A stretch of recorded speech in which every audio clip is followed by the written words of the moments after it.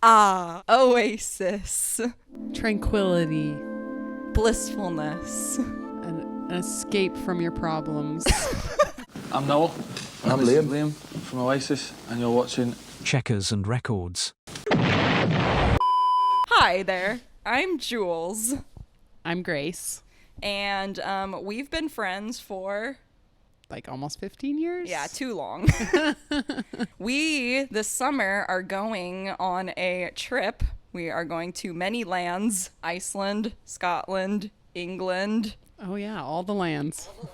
And in England, we will be going on what I classify as my pilgrimage to see Oasis in Manchester. Woo. Woo! After tickets went on sale on that Saturday. Fateful night. That fateful night, yeah. So we pulled up the Ticketmaster website.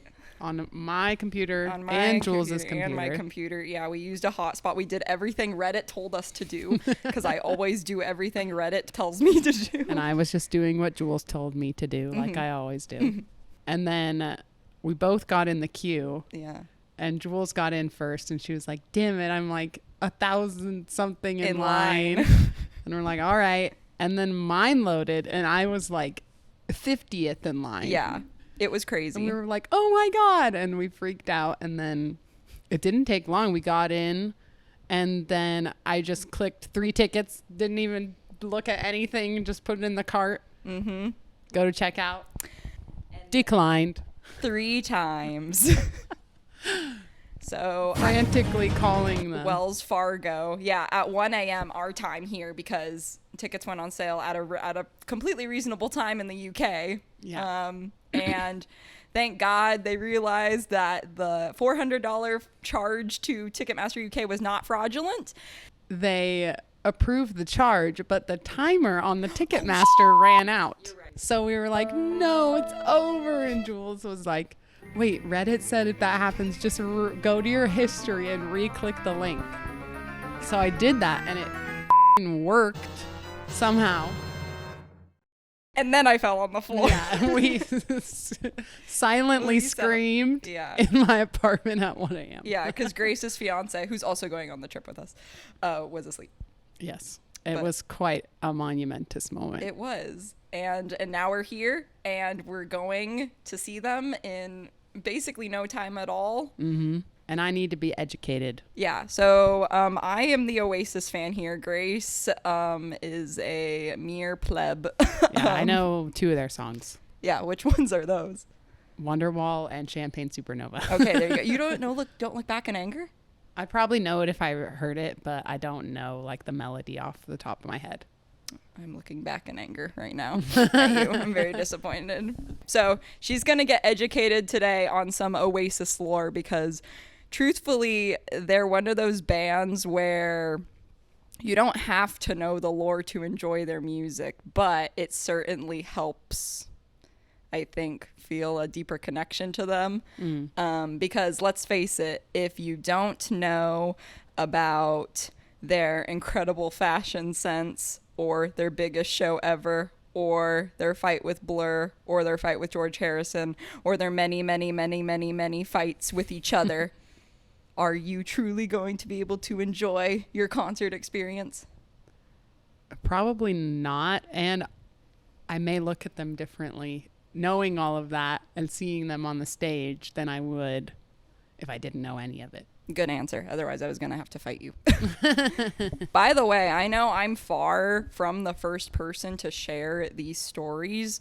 This is not a coverage of their entire career or anything like that. Trust, it kind of started that way, but I cut a lot. You're welcome. So if you want that, then go listen to Bandsplain with Yasi Salek, or My Designated Driver, James Hargreaves, or watch the Supersonic documentary. That's basically where I got all my information from anyway. And shout out to Reddit too. Those freaks on there. I love you and simultaneously hate you as well. All right, so here are our categories on our S chart. Ooh, look at how beautiful that S chart is. Wow, beautiful S chart. Okay, so the first tier is biblical. Biblical. This tier is top, iconic, no notes. Mad for it. Great story, you know? Wholesome. Like, yeah, maybe. I could listen to that again. Hitting each other with random objects. Okay. This actually happens more than not. So, bumbleclarts.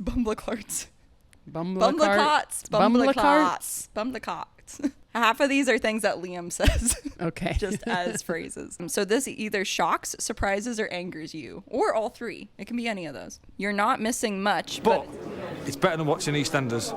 Marginally. boring. Jules could have left this out. And lasagna. This makes you feel like you want to throw up, and we should never talk about it ever again. Hate that feeling.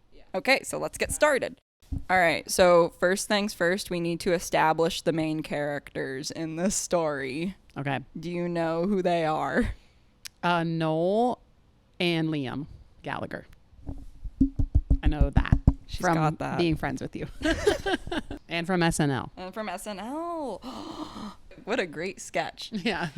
Everyone on the internet, especially the British, loved it. And I'm about to mosh out so hard that I win White Boy of the Year award.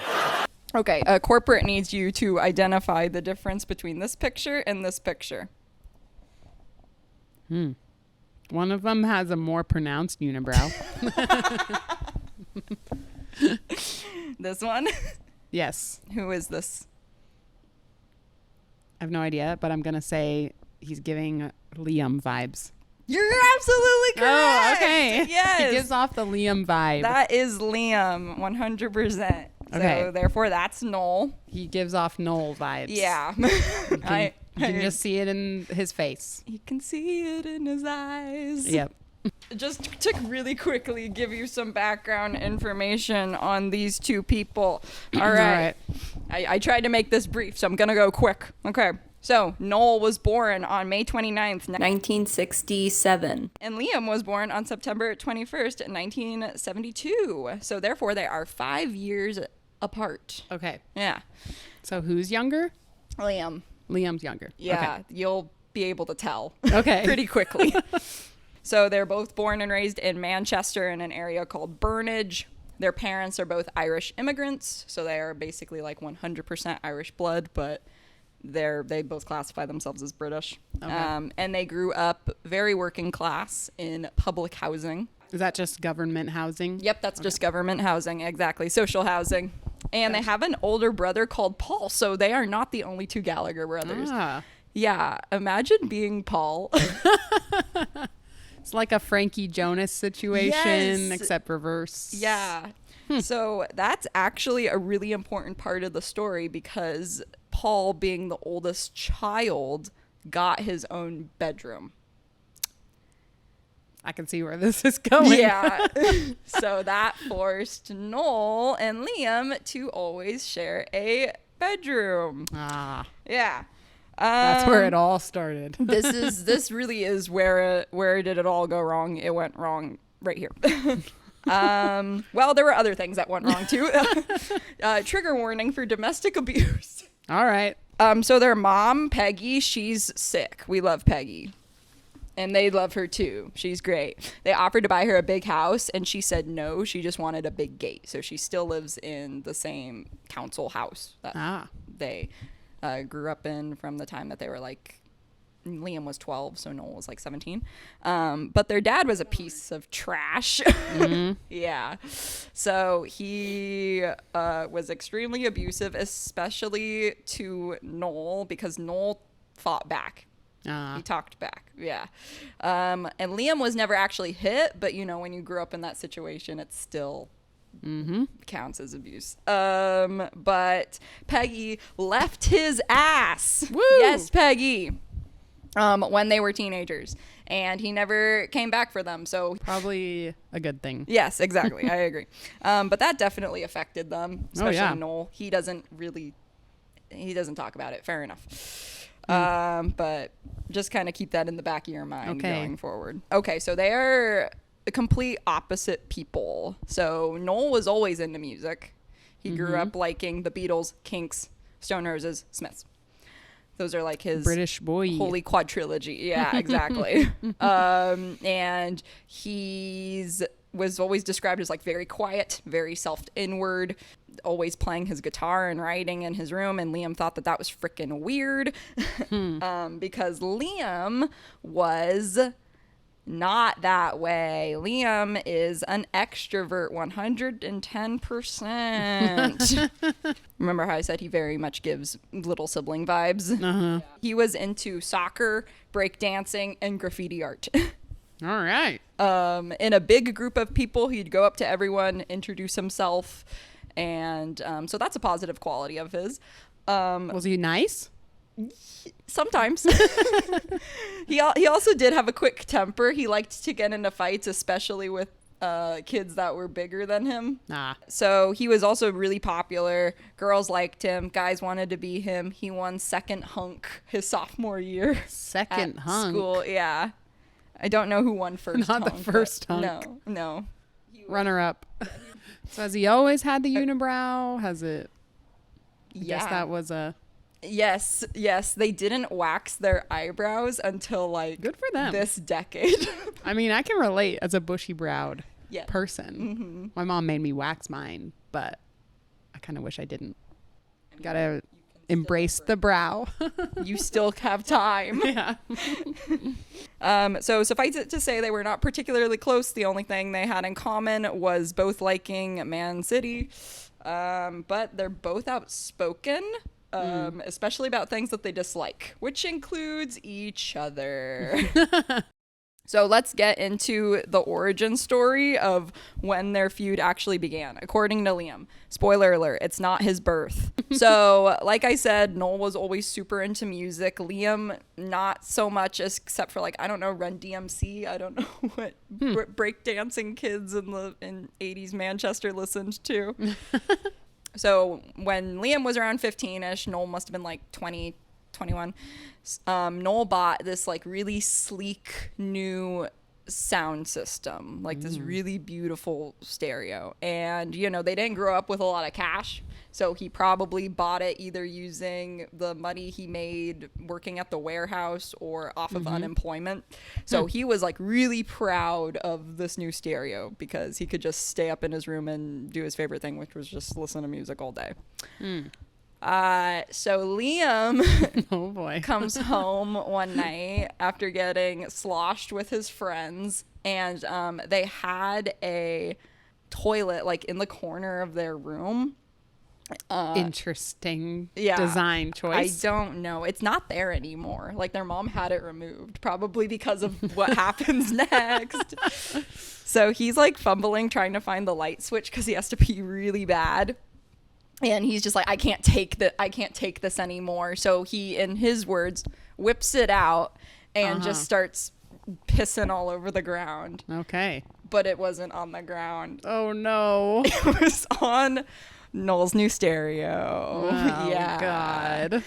So Noel wakes up in the middle of this. He's like, is that my stereo that you're pissing on? And Liam's like, what? Which I think is his reaction half the time to things. So yeah, I don't know if he replaced the stereo or what happened after that, but Liam says that that's the OG reason for why So Noel he's and still him- holding a grudge on this. Yeah. Sounds like. Yes, Noel does not forgive people, Okay. which is this reunion happening pretty fascinating for that reason. Yeah, if he's still holding on to that. Yeah, That's but there are other things that happens too that, you know, I'm like, you stuck around for Yeah. that. But anyways, that is the first thing. So where do we want to put pissing on the stereo? Here's our S chart again. You can probably mad for it. I think it's a good story. It reminds me of a story of my dad and his sister. Oh my God. My aunt peed in the middle of the night on his blocks that he loved because she thought it was the bathroom. She's sleepwalking, and my dad still talks about that. So it's relatable. So yeah, it's a good story. Yeah. It's not like the worst thing I've ever heard. The worst offense. Yes. Yeah. Honest mistake, maybe. So benefit of the doubt. Yeah, I can understand why he would be mad about that, though, especially if it's something that took you a long time to get. Yeah. All right. Next up, we have the tale of how Liam actually got into music. Okay. It is not an orthodox one. A villain origin story? Low key, maybe. Around this same time, so around like 15-ish, Liam was hanging out on the steps of his school one day. Okay. So he was hanging out with some mates. Up strolls a girl, and she's chatting with them and that kind of thing. She walks away. Nothing much happened. Then, this is all according to Liam, by the way. Okay.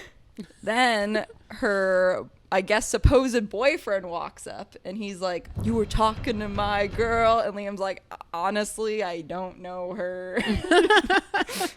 She doesn't even go here. Liam's like trying to defend himself. Things start going. They start brawling a little bit. Out of nowhere, this kid pulls out a tiny silver hammer. How tiny are we talking? He conks Liam on the head with it. Apparently so hard that his head starts gushing blood. He passes out. He has to go to the hospital. Oh my but God. It's okay, because at least he got to miss math class. So. Anything for that. So he's in the hospital. He comes to. His mom's like, "Liam, you all right?" Suddenly something weird happens, and he starts to hear... Prophetic vision, maybe? Kind of. He starts to hear music. Like music from nowhere, or just noticing the like music? in his ears. Okay. Yeah. So knocked something loose in there. Yeah. And before this, he's like, "I didn't get music." I was like, "What is that?" Noel is asking to be, beat up because he spends his day in his room plucking away on his guitar. He basically, after that point, all he wants to do is listen to music. So he spends once he finishes school, he spends his dole money, his unemployment cash, on weed and records. All right. And so he falls in love with Fair enough. the Beatles, the Stone Roses, and the Sex Pistols. Those are like his big three. Especially John Lennon. Okay. He is obsessed with John Lennon. He named his child Lennon. Interesting. Yeah. I have a coaster that has John Lennon's face on it because I'm trying to, I guess, problematic channel king. Liam today. Yeah, problematic king. Well, so is Liam. Yeah. So it's said that he takes inspiration in his vocals from Ian Brown from the Stone Roses and Johnny actually Rotten from the Sex Pistols, but he's only ever admitted to John Lennon being like his vocal inspiration. If you listen to his voice and hear any John Lennon, that's on purpose. So thank you, kid, wherever you are, for allowing Liam Gallagher to have auditory hallucinations. Thanks for smacking him with a tiny hammer. Jesus. Because now we have Oasis. Woo. Woo. The hammer that cracked Liam. Honestly, I'm going to put it in bumble carts because it did shock me. Like, genuinely made me be like, oh my God. Like, you cannot believe that this occurred. That's like scary. I agree. Probably got some brain damage from that. Overall, a net positive, but still scary. So, bumble carts it is. Do you concur? I agree. Okay. I agree. This is not lore. This is just really quickly, I'm going to talk about how Oasis formed. Okay. It is 1991. Ooh. Year of Nirvana. We were eggs and sperm. Yeah. We were just a twinkle in our parents' eyes. Now Liam's into music. Yes. How do you think that Noel felt about that? Now that Liam is into music. After he probably gave him so much shit for it. Well, at first I think he was just confused because so how it goes is Noel was a roadie at the time. He was with a Manchester band called the Inspiral Carpets. So he was on the road. He traveled all over the world with them. And he calls his mom one day and he's like, oh, hey, how's her things at home? She's like, oh, they're good. Yeah. And then he's like, okay, well, how's Liam? Obligatory. Yeah, obligatory. How's Liam? And she's like, oh, he's good. He's in a band. And Noel's just like, what? And she's like, yeah, he's in a little band with his friends. And Noel's like, well, Liam can't do anything. Like, he can't sing, he can't play an instrument. And she's like, oh no, he's singing. He's pretty good. So I guess he was just good. Like, probably naturally good. Yeah. I don't know, man. Just in the same way he's like naturally cool. Yeah, he's probably one of those people that doesn't have to work. He's just naturally good. So Liam gets into the band first. Noel is not in the band. And the band was originally called The Rain. And Liam was like, that name shit. Like the rain, like... Yeah. Okay. Because they lived in Manchester. So they saw it an awful lot. Just Yeah. like how we're probably going to see it an awful lot. Yeah, but Liam was like, that name sucks. So let's change it to Oasis. He saw it on a Inspiral off the bat. Carpets poster. Yeah. And he was like, any objections? No? Okay. It's a pretty good name. It's pretty It's cool. Yeah, I agree. It's like we said in the beginning, like it's a vision, like of something good. I agree. And like I was listening to What's the Story Morning Glory when I was driving through the desert as a teenager, and something clicked for me then. Just like how the hammer clicked for Liam. So the OG members are Gwigsy. He played bass. Yeah. Very British. Bonehead. I don't think he got the name Bonehead because he's bald, but it didn't help. Okay. It fits. Yeah. And he played guitar. Okay. Rhythm guitar. And then the most Googled man in the world on August 17th, 2024, because that was the question to like unlock pre-sale tickets for their concert. The OG drummer of Oasis, Tony McCarroll. Interesting. Don't get used to him. He gets sacked. I feel like that's every band drummer. Like They get at least fired. one member in the band gets like replaced all the time. That's so true. It's like MCR's drummer. Honestly, I can think of 3 bands drummers that get replaced. Yeah. Green Day, Blink, Nirvana. Nirvana, MCR. It's a replaceable position. I guess so. That's so unfortunate because it's the backbone of the band. So all these guys, just like the Gallaghers, they all grew up together in the same area. So they were friends before this. They were Or friendly. knew of each other. Yeah, it's kind of like, it's like they're just kids in the neighborhood and you're like, oh, hey, and then you just hang out, I guess. Oh. Kind of nice. What must that be like? I know. I have no idea. I didn't get to go outside. But yeah, they were all working class Irish. The boys. Noel comes back from touring with the Inspiral Carpets, and he gets fired because he sucked as a roadie. He was very lazy. And so he's like, well, I'll just go see Liam's band play, I guess. So he goes to see Oasis's first gig ever. Liam is all buzzed up. He really wants to impress Noel. Like, it's kind of cute. Aw. Yeah. Like, he wants Big bro. Yeah, he wants him to be proud of him. So they play a few songs. Bonehead and Liam were actually the principal songwriters at the time. Liam goes up to Noel afterwards and he's like, all right, what'd you think? And Noel's just like, it was Ah, of course. He didn't really think that, though, according to Tony McCarroll. I think Noel was actually probably a bit impressed with them, especially, if anything, with Liam's voice. He just wanted to act cool about it. He couldn't let Liam have the Can't- satisfaction. Yeah, and you can't let your little brother get too big of an ego, you know? Yeah, exactly. You can't let your little brother know that you actually think they're pretty cool. Yeah, fair enough. It'll go to their head. Yeah. Well, I think Noel was, to be honest, pretty jealous of Liam in that regard because, I mean, Liam was, you know, traditionally more handsome than him. He was more charismatic than him. After the show, Liam is like to Noel, do you want to be our manager because you have industry connections? And Noel's like, no. And Liam's like, okay, well, do you want to be our guitarist? And Noel's like, yeah, I can do that. And it's like, yeah. Okay. So there's like more extra lore to this where it's like Noel was like, all right, guys, I want to be in your band. I will make you all rich beyond your wildest dreams. Just let me control everything. And everyone was like, sounds good to me. But that's not what really happened. Okay. However, he did become pretty much the like de facto leader of the group. He ended up being their principal songwriter because he already had a lot of songs written. That's like all he did. Well, it sounds like he was very talented. Like, yeah. I mean, and this is his like love and passion. So it makes sense that he would have the most knowledge and like ability to do that. And that's exactly the thing that Liam is jealous of because Liam cannot write songs. Fair Or enough. play an instrument, unless you count the tambourine. All in all, like Noel, at least at the start of Oasis, owes quite a bit to Liam for that.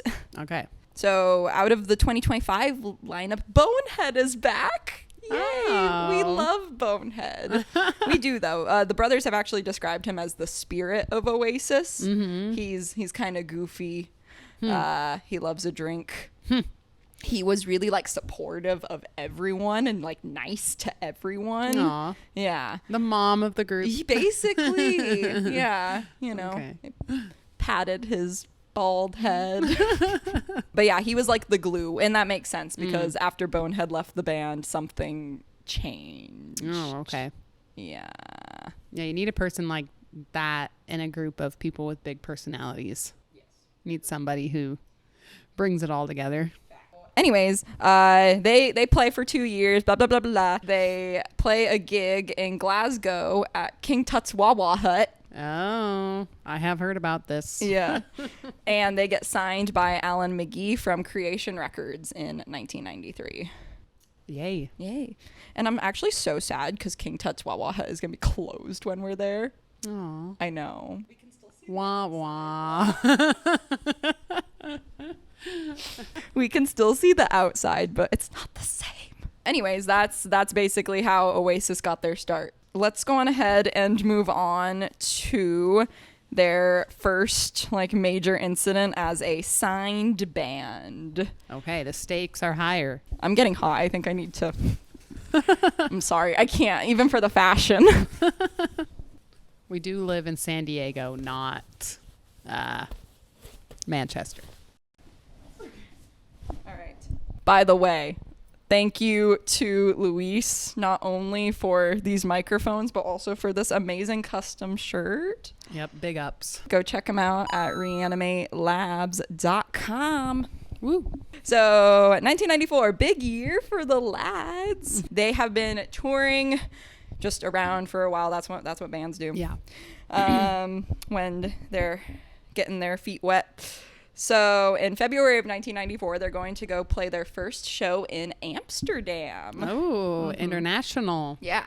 So they're opening for The Verve at this show. Oh, yeah, the big. Bittersweet Symphony guys. Yeah. And in a twist, Richard Ashcroft, singer of The Verve, is opening for Oasis when we're seeing them. Well, look at that. I know, right? Times have changed. Basically, they're supposed to get on a ferry to Amsterdam. That's happening in like the afternoon or evening, I'm guessing. The entire day, they're just driving around, getting absolutely hammered. Yeah. Taking everything possible in the van. With their new guy, by the way, their new roadie. This is like his first day, and he's like, okay, so this is rock and roll. They're totally blitzed by the time they get on board. And once they boarded the ferry, they found a casino, a nightclub, and a bunch of West Ham United soccer fans who are known for their football hooliganism. So like causing trouble. and enough champagne to fill the channel. So Liam is loving this. Sounds like a recipe for disaster. I don't even know how this started happening, but fights break out, I assume among West Ham fans, and he just joins in. He's just running around. He's like a freaking kid in a candy store. He's like tossing casino chips off the table. He's getting chased by cops. It's like slapstick comedy, basically. So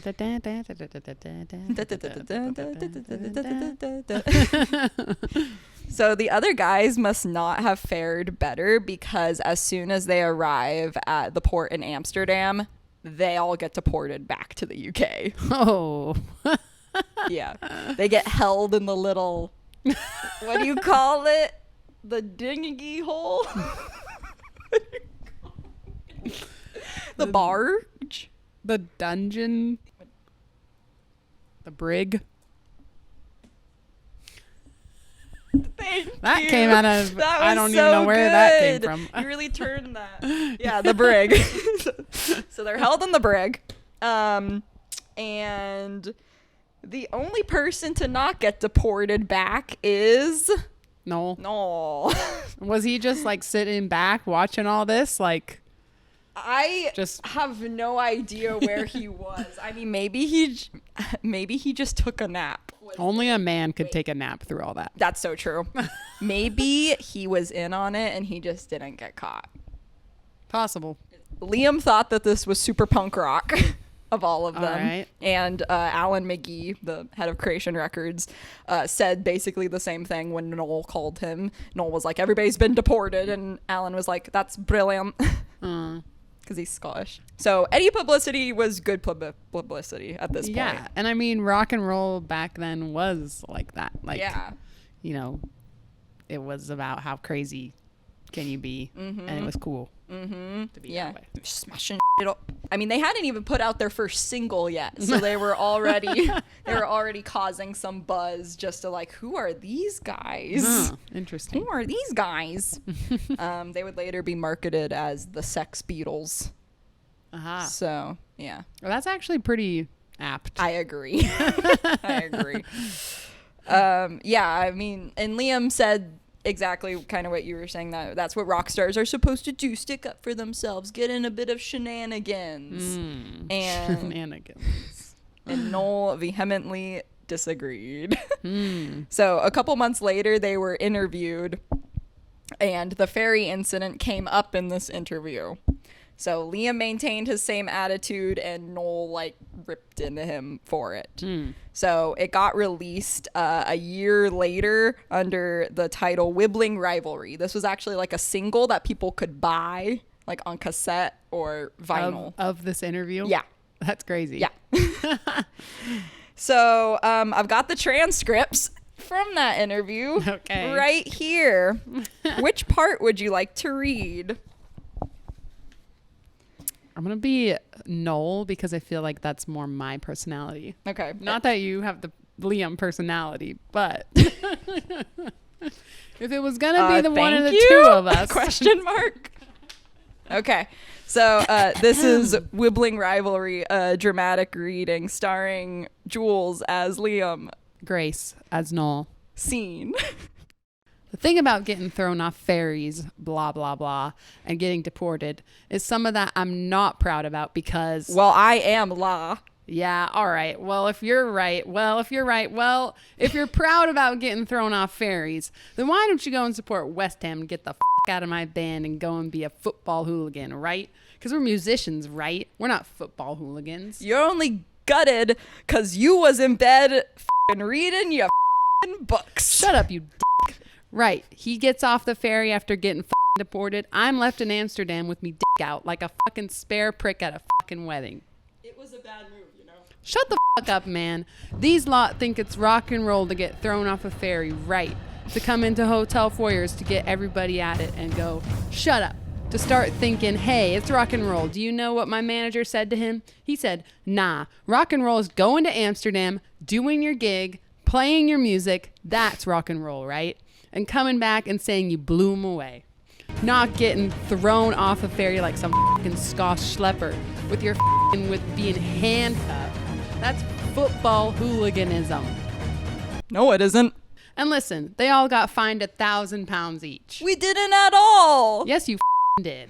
You can stick your 1,000 pounds right up your fucking arms till it comes out your big till it comes out your big toe. Noel retires to the toilet. Go on. I'm not up for being seen as a bad lad. I'm just up for being seen as me. And what happened on that boat ride is what we got. Had a few drinks, and because I like drinking and I love it, I'm into it. You can't drink, you dickhead. Hey, shut up. Shut the fuck up. Now listen, right? Listen, right? And I'm not saying, right? I'm not saying I'm proud of what happened, but that is what happened. That's what occurred on that night. And it's like what fucking Bobby Gillespie said. No idea who that is. He said, I'm sick of all these fucking bands who don't get in situations and that no more. The last band that did it was the Pistols and that. And they go out like something would happen. And that's all it is, sir. That's the way we are, or the way I am. If you think rock and roll is... If you think rock and roll is getting arrested and all that... Rock and roll is about being yourself. No, it's not. And I went on that boat and I had a drink. I had too much beer and I got in a fight and that was it. Rock and roll is about music. Music, music, music. It's not about you. It's not about me. It's not about Oasis. It's about the songs. Who the fuck were the Pistols then? Who's talking about the Sex Pistols? They were the best rock and roll band that ever came out. Or one of them, mate. One of them. They're not. They made one album, right? Oasis is about music, right? It's not about getting thrown off ferries or about... I never said that. Why don't you go downstairs and smash the bar up and say you're the singer of Oasis? Because I don't want to. If I did, and if I was gonna go down and smash the bar up, I'd do it, and there's nothing that would stop me. Then why don't you go and make a scene then? Because I'm not in that. I'm you know what I mean? You're not? Right. Why don't you do a Keith Richards? Throw the TV out the window. Because I'm not Keith Richards. Throw the TV out the window. I don't want to do that. If I wanted to do it, I'd just go like that and do it. But I don't want to do that. I'm not about that. No, you're not. You're talking about you. You're talking about you, right? I'm talking about our band. Our band. Our band is about tunes. Yeah, I know. Don't think I'm stupid. Don't talk to me like See, you're not a spokesbrand for the band. I'm not. Are you? Yeah, I am. You might be in your little world, but as far as I'm concerned, if you think what I'm saying is bullshit, I think what you're saying is bullshit, man. Right. Well, fine. Right. Well, fine. You don't speak for the band. You don't speak for the band. I do speak for the band. He's teetotal. He's a priest. He was born to be a priest. And it's not doing anyone any harm. It's not doing anyone any harm. That's me. John Lennon used to burn about doing mad little things in that. Do you know John Lennon? Do you know him? I don't, but do you? Yeah. Well, you must be pretty old. How old are you? 21? No, about 1005. You're 22? No, I'm 21. Right. And remember, I watched you being born. Right. And I don't even know John Lennon. Right. Right. Then so shut the up about knowing John Lennon. I hate that there. And I hope one day there's a release where I can smash out of him with a Rickenbacker right on his nose. And then he does the same to me, because I think we're stepping up to it right now. There's a line there, and we're right on the edge of it. Ooh. Scene.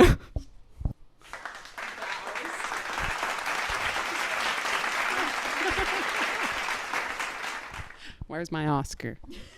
I think I blew me mic out.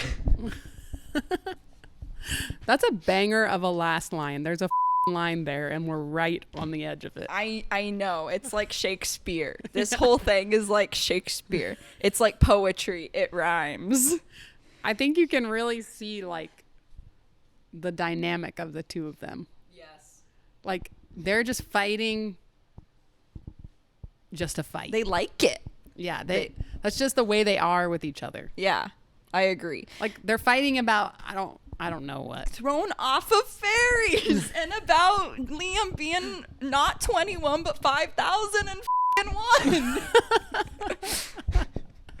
I mean, I guess they're fighting over just the difference of each other. Yes. Like they just have two totally, completely different viewpoints on how to be, how the band should be, and it's clear in that. But isn't it ridiculous because they can't both see that they're right?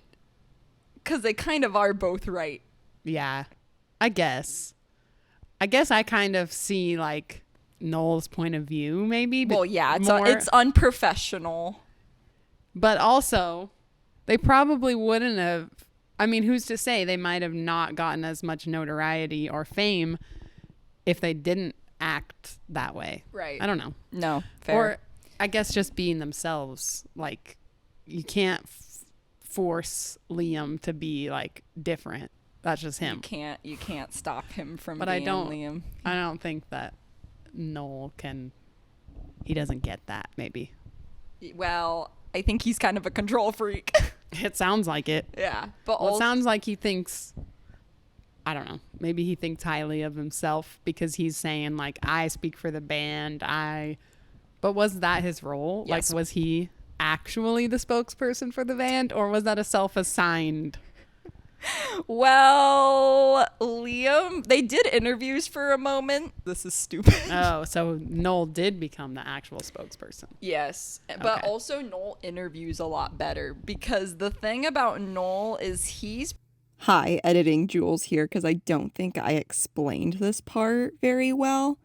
I kind of meant to say that Noel is better at interviewing because he's able to calculate his personality and what he says dependent on who he talks to, and Liam doesn't do that. He has no filter. So basically filtered versus unfiltered. Yeah, he's got that decorum like that. Yes, Yeah. but also sometimes he really does piss people off. Whereas Liam, I think, just pisses people off no matter what. He can't. Okay. He can't stop himself. Yeah. Really. It's just, yeah, it's interesting, their dynamic. Because they both seem to be very different. Yes, exactly. 100%. You're getting it. So like I said, this single was released in 1995, so that's after their first two albums came out. And this interview like ended up on the singles charts in the UK. That's insane. That's how big they were. Yeah. That's crazy. Yeah. So a lot of people went out. Can you imagine like sitting at home and you're by your little cozy fire doing some knitting and you just hear... Huh. That's just like so strange because that kind of thing wouldn't happen today, I feel like. No. Well, maybe it's none like of this shit would happen maybe today. it's like the equivalent of a TikTok sound nowadays. Like this is something that would become a TikTok sound, like something that people... Oh, like they mime along to it? Yeah, you know, like how like clips of songs or clips from shows or things become Yes. like a sound that Yes. people make things with. Yes. Maybe that's today's equivalent. Guys, there is still time to make Wibbling Rivalry a TikTok soundbite. Please, please, I need someone to clip the John Lennon conversation and make it go viral. Make it happen. It's funny for me because I've never actually heard it. This Yeah. is the first time I'm reading it, Yeah, so I don't know like, what they sound like. and I don't know like how they said it. I'm just reading it and like reading it how I think Yeah. it would be said, but Yeah. I don't really know what the vibe was Yeah. with the two of them. If you think rock and roll is, if you think rock and roll, if you think rock and roll, if you think rock and roll, it's getting arrested. Rock and roll is about being yourself, and I want a fucking boat and a drink and a rock and roll's about music, music, yeah, I know music, I know it is. Music. It's not about you. It's not about me. It's not about Oasis. It's about the songs. No, it isn't. I'll play it for you later. Okay. I promise. I mean, I think just the fact that it became like a chart-topping single, Yeah. it's biblical. Yeah. It's pretty iconic. It is so iconic. Just some of the lines, like some of the things that they said are Yeah, just like how Nola stood there, like with his dick out on, like he's on his wedding night. Like what the? They come up with that stuff on the fly too. It's just them. Like that's how they talk. If Bill Burr said that he's really upset because they're better comedians than he is, and they're not even professional comedians. No, it's just them. That's, yeah. So it's biblical. Okay, the heavens opened up. All right, so Oasis is coming to America. Yay. Yeah, after that.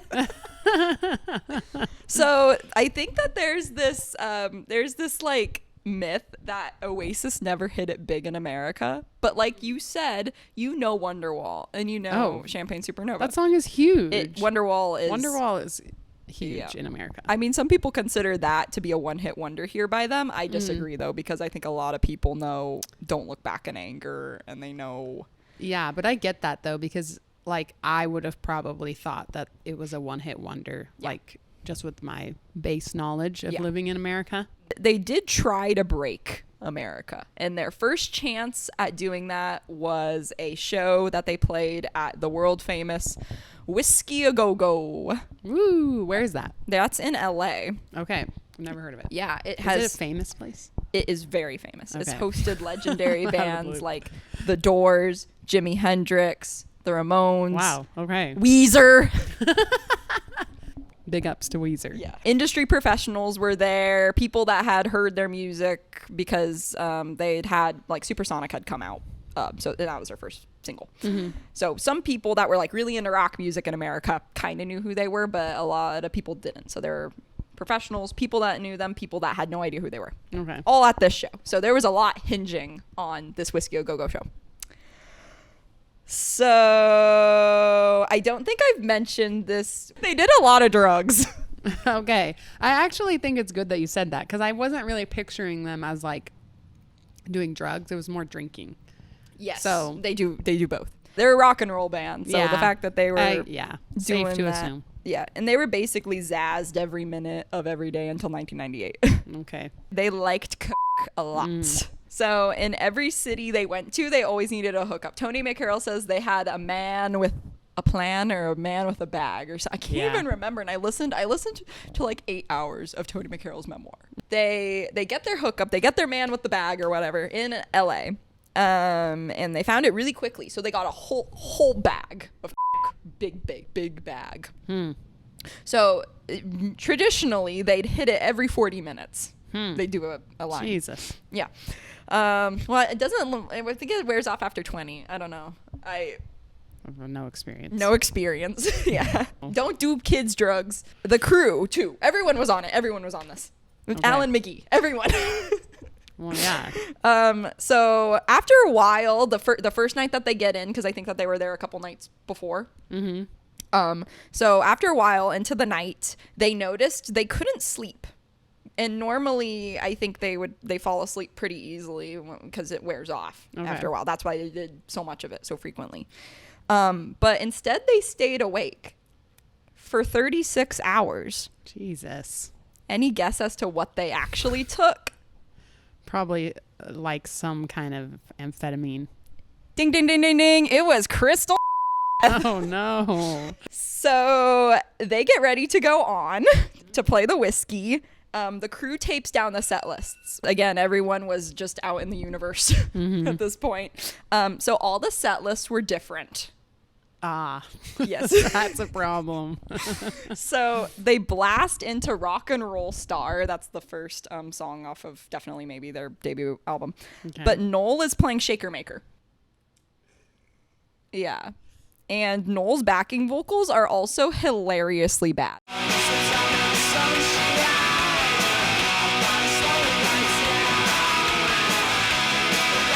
Just too fast for me. They start that song over again. Yeah, it was a hot mess, which was a shame because they were really known for their tight performances. Like that's something that everyone remarked on. Like they were good. Do they do a lot on stage? No, but that's okay because their performances are good. The set lists are still jank. I think Liam was doing more off stage during the guitar breaks, and there are a lot of those in Oasis songs. Maybe I don't really want to know how you pick your nose, 'cause I just want to fly. This caused him and Noel to get into it. Mm-hmm. And Noel must have said something that set Liam off because Liam just threw his tambourine at Noel's head. Oof. So they finished the set. After that, Noel is gone. They cannot locate him. He's disappeared. So no one knew where to find him or how, but they had to. I mean, the next night they were playing a show in San Diego. Whoa. Yes, at the Casbah was where they were going to play. Yeah, there was a lot hinging on this. And yeah, they can't find their lead guitarist and backing vocalist. Sounds like this could have all been solved by getting sleep. Well, unfortunately. Guess what, Mimi? They couldn't. This is a two-parter because we gotta find out what happens to Noel. But before that, where should we put this? This is a tough one, but I'm gonna have to go with hitting each other with random objects. Wow, what a coincidence. There's a tier right for that. The first, well, actually not the first. Is the second, yeah. Of getting hit with a random object. Yeah. I wish I could hear the sound that made when he hit him with the tambourine. Yeah. Because I bet it was a good sound. Next up, what happened to Noel Gallagher? Noel's gone missing. For how long? Days. Yes. Hours. Days. Okay. Yes. So they filed a report. They put his name on a milk carton or his face on a milk carton. Wow. No, they didn't. But they did have to cancel their show in San Diego and why? And 8 additional shows after that. Almost 2 weeks worth Wow. of shows. Yeah. So management's flipping their lids. So he's Audi 5000. Yeah, he's gone. He's big gone. Like says, I've had enough. I'm out. Mm-hmm. Okay. Mm-hmm. That's where he was at mentally. We don't know where he is physically. Okay. So the band is wondering if Oasis is over. Well, everyone except Liam. Noel, I guess, left Liam a note, and Liam was like, "This is a sappy note," so he rolled it up and did another line of with it. Jesus. Either way, basically everyone is panicking. Okay. So their tour manager, she actually gave Noel some cash to go to wherever he went. She gets a hold of the phone records from the hotel room that Noel was staying in LA. Mm-hmm. And she's like, okay, well, let's check out the last few numbers he called. So she notices that there is a area code that lines up with San Francisco. They were just in San Francisco. Mm. And in San Francisco, Noel met a girl. Oh. Yeah, this is kind of a sweet one. I know, a good palate cleanser. Yeah. So Noel claims he can't remember all the details because I assumed he was still hyped up on. He called up the girl he met in San Francisco and told her he was flying there to see her. So they spent the next few days together in her apartment. Noel was basically thrust into an alternative universe. Like, she took care of him. She fed him. They talked a lot. They went on walks. They saw, like, places where she grew up because she was from there. And he had plenty of Snapple strawberry lemonade because that was her favorite. That sounds delicious. Do they still sell that? Crap, I should have gotten some. Oh my God, what were you thinking? He confided in her about wanting to quit the band, and she was basically like, no. Really? Yeah. Huh. She was like, you cannot do that. Because she had seen them. She met him at their gig. Yeah. Yeah. So she's like, you got something here. Yes, there were like, I guess, alternative magazines being sold in the States that had them in it. So she bought them and like slammed them down and was like, look. Like, you aren't gonna be somebody, you kind of already are. It's a good woman right there. Yeah. So she must have convinced him, because when management finally got a hold of Noel, he went back to tour. No. Yep. As per usual, they didn't really talk about anything that happened after that. That's a very family thing. Yes. To be just like, well, we're not going to talk about that. Let's Yeah. just move on. Exactly. Nobody wants to Yeah. bring that up. I know Liam was probably like, oh, so you're back. Yeah. Anyway. Yeah. Look who decided to show up. It Crawling probably back. wasn't even like that. It was just like like you said, like, all right, let's get on with it. This detour from tour is immortalized in the song Talk Tonight. Noel said that every time there was a problem, they would go back into the studio to record, which happens quite a few times. They went to a studio in Texas that they'd booked, I guess, just on one of their stops, and he recorded Talk Tonight. Well, I'm going to play that for you. Okay. Noel sings this song, by the way, not Liam. Oh, interesting. Okay. I want a Turk tonight. Oh, so sweet. He actually has a nice voice. Very nice voice, yes. Like, I don't really get the, like, it seems like when we were talking at the beginning that, like, Liam couldn't sing. Or not Liam, Noel. Yeah. Well, the thing about Liam, he's got like a voice, you know? But Yeah. it's like, it's cool sounding, but it's not like best necessarily the best technically. Yeah. Whereas Noel is like pretty good technical singer. Mm-hmm. Yeah. Yeah, that's true. Yeah, that song is very just like sweet, and you can tell how he felt when he was with her. She was a very like calming presence, and yeah, it's a good song. I like that song. It's kind of just about those people in your life that are there for a moment but leave like the biggest impact. Yeah. Especially like it seems like he was really struggling. He's saying like, you saved my life. Like, Yeah.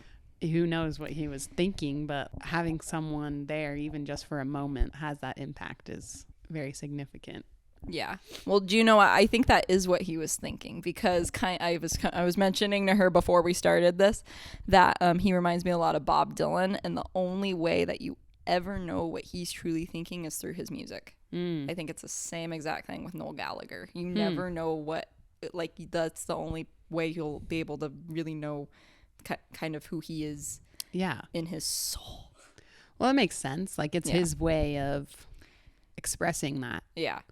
Yeah. And yeah. That for a lot of people, that's what Oasis is. A lot of these, you know, hard lads from the UK, they're able to cry when they hear Oasis, but every other time it's like, Yeah. you know, you go stone faced. And something that I really like about that song, and I think like the songs that I've heard from them, is like, it is very simple. Yes. Like, it's not like trying to be something big, but it does like have an impact on your mood. It cuts to the core of it. Like, it doesn't need bells and whistles. Yeah, he doesn't mince words. He kind of is just like, this is what it is. That's how I feel.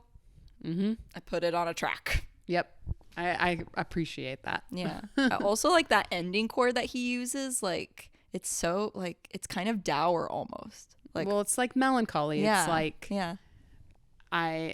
like that fleeting moment. It's like a happy memory, but maybe it's also a little sad because it didn't last. Yeah.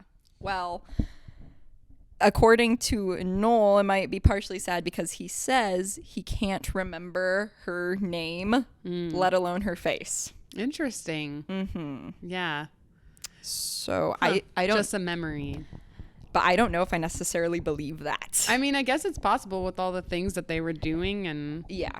He has lived a very eventful life. I'll give that to him. well, I mean, like also like substances, and yeah, like it was probably like a whirlwind, you know?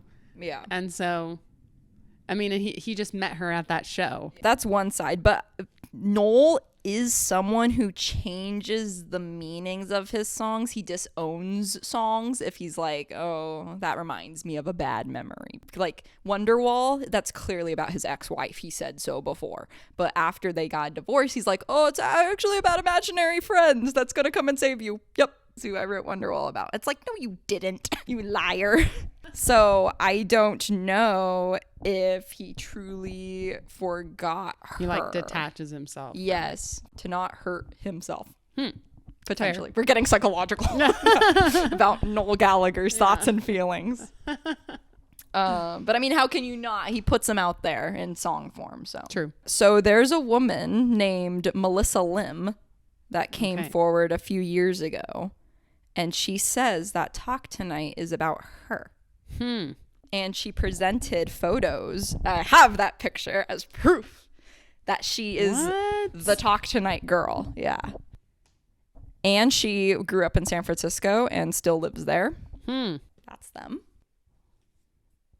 Oh, she's so pretty. I know. And by the way, she's also the only person. So it's not like there's a lot of women claiming to be the Talk Tonight girl. No, I believe it. Yeah. I mean, that picture, yeah. I mean, why would they have a picture together? True. Also, Noel looks really relaxed in this picture. This is like the most chill I've ever seen him in. Like if it was like a fan or something. Like if I don't think he would be as relaxed in that picture. Like it would be more of like an awkward situation, maybe. But like she has like her head on his shoulder, like his chest, and like, so I believe it. Yeah. Knowing no other information. Basically, she says that her impact on their music went beyond Talk Tonight. So she claims that they kept up a long distance type relationship. I don't know if it was ever official or whatever, but they talked on the phone after he left San Francisco. Okay. And she'd always answer the phone call with, "What's the story, Morning Glory?" Name of the record. It's a quote from Bye Bye Birdie, but it's also known as the title of Oasis's second album. And Jules' favorite Oasis album, which should definitely go on the CD. That's a selling point. She would lend him an ear whenever him and Liam would have a row, as they did every day, or when the brothers had conflicts with other people, which was frequent.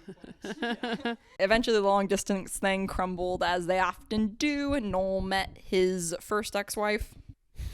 Again, I don't know if it ever ended officially, but she says that he came back to San Francisco a few months later. He was like very withdrawn, almost like standoffish. And she was like, "Yo, don't worry." She didn't say that. Yo, dude. She said, "Don't worry, I'm not going to look back in anger at this." I don't know. That seems a little convenient. The timelines do match up, though. He did go back to San Francisco in February 1995. No, I believe her. Yeah. I mean, to some extent. Why would she come out with that now? Like, there's no point. The fame of it all, because everyone is obviously looking for the Talk Tonight girl. Yeah. That is a good question, though. I hadn't thought about that. Maybe she was just hoping, like, dude, acknowledge the fact that I exist. I don't know, man. Yeah.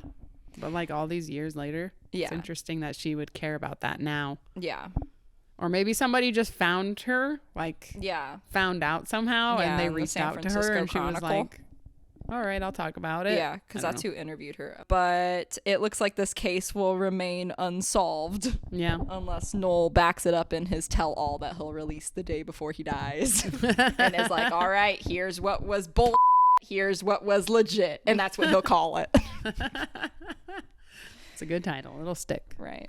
They say don't believe the truth, but Melissa, I believe your truth. Thank you. Yes, I agree. Okay, I'm gonna rank this Mad for It. It's a good story. It's really cute and it's really sweet. And it's the cutest story on this entire list. Definitely. Yeah, maybe. All right, enough of the sappy shit. Back to fighting. It's now 1995. So Oasis have their first #1 hit with my favorite song of theirs. Again, Jules's faves, very important. Some might say, great. So right after the song gets released, Tony McCarroll gets sacked. He couldn't keep in time. Basically, he tells a story that he could not like drum to bring it on down, and he had like really simple drum beats too. And they made Bonehead tell him that he was banging Tony's wife in order to get him to do the song well. So I'm like, they can't keep doing that every time. It's like, oh, now it's Liam this time, banging Tony's wife. Like, I mean, he would. Noel was probably a to him. Eventually, he sues the band. He got £500,000. Wow. Yep. Thank you and good night, Tony McCarroll. So playing the role of drummer in Oasis tonight is now Alan White, aka Whitey. Okay. I can say that. So he also isn't returning for the reunion, which is a shame because I love Alan White. I mean, they only ever had 2 official drummers, but he's good, man. Whitey is brand new. I'm talking like 2 weeks new, like baby. When they start to record What's the Story Morning Glory at Rockfield Farms in Wales. You might know this as the iconic place where Queen recorded Bohemian Rhapsody. This album was recorded in 15 days. Damn. Yeah, so that's a song a day, basically. Just banged it out. Yeah. Boom, boom, boom. Yeah, and well, it took 15 days for the band except for Liam. So Liam has this gift that makes recording really easy in one way, but also really difficult in another way. Noel would write a song and bring it into Liam. Noel would sing and play it once for Liam. And Liam would have the lyrics in his hands and he would just be like nodding along and trying to get the tempo. And so then right after Noel plays it once, Liam sings it back to Noel. And Noel checks for phrasing. Most of the time, perfect. Wow. Liam goes into the booth, records it. Wow. Vocal done. That's amazing. How? Just gotta have the confidence. I guess so. And it's so interesting too because Liam has different phrasing than Noel. Like Noel would not do sunshine. Sorry, Mike. But Liam would. So it's like Noel checking for phrasing. He just kind of is like, okay, yes, take your artistic liberty with the song. Yeah. It sounds good. Go. Yeah. Cool. Yeah. Very cool. So, vocals he got all those songs done in 2 days. So the rest of the album needs to be done and then the mix needs to happen. Okay. So Liam is Liam and he is basically like a puppy. You got to play with him. He gets bored very easily. So, Liam was just kicking a soccer ball around by himself. And so he's like, F this shit. I'm going to go to the pub. So he goes to the pub. Great. He's meeting people. He's talking, he's being Liam, getting people into it, partying. So Liam's entertained and Noel is working on the record. Good. Everyone's happy, right? Well, that is until Liam, who was super pissed as in drunk, not like angry. Well, the anger comes in a minute. But he's really sloshed and he got the bright idea of why don't we go back to the studio and say hi to Noel, everybody at the pub. Great idea, right? Everybody. I don't know. It might have been a really small pub. They're in the middle of nowhere, Wales. Yeah. This is my new best friend. Only known her for like 10 minutes. The pub invades the studio. Noel is angry. Understandably so. I mean, he was trying to freaking work. Yes. Yes. So one of the drunkards gets a hold of a fire extinguisher and sets it off. It damages Noel's guitar. Bro. Noel is now furious, like livid. Noel says that up to this point, this is the worst fight they've ever had. Like they were screaming. Well, yeah, that's horrible.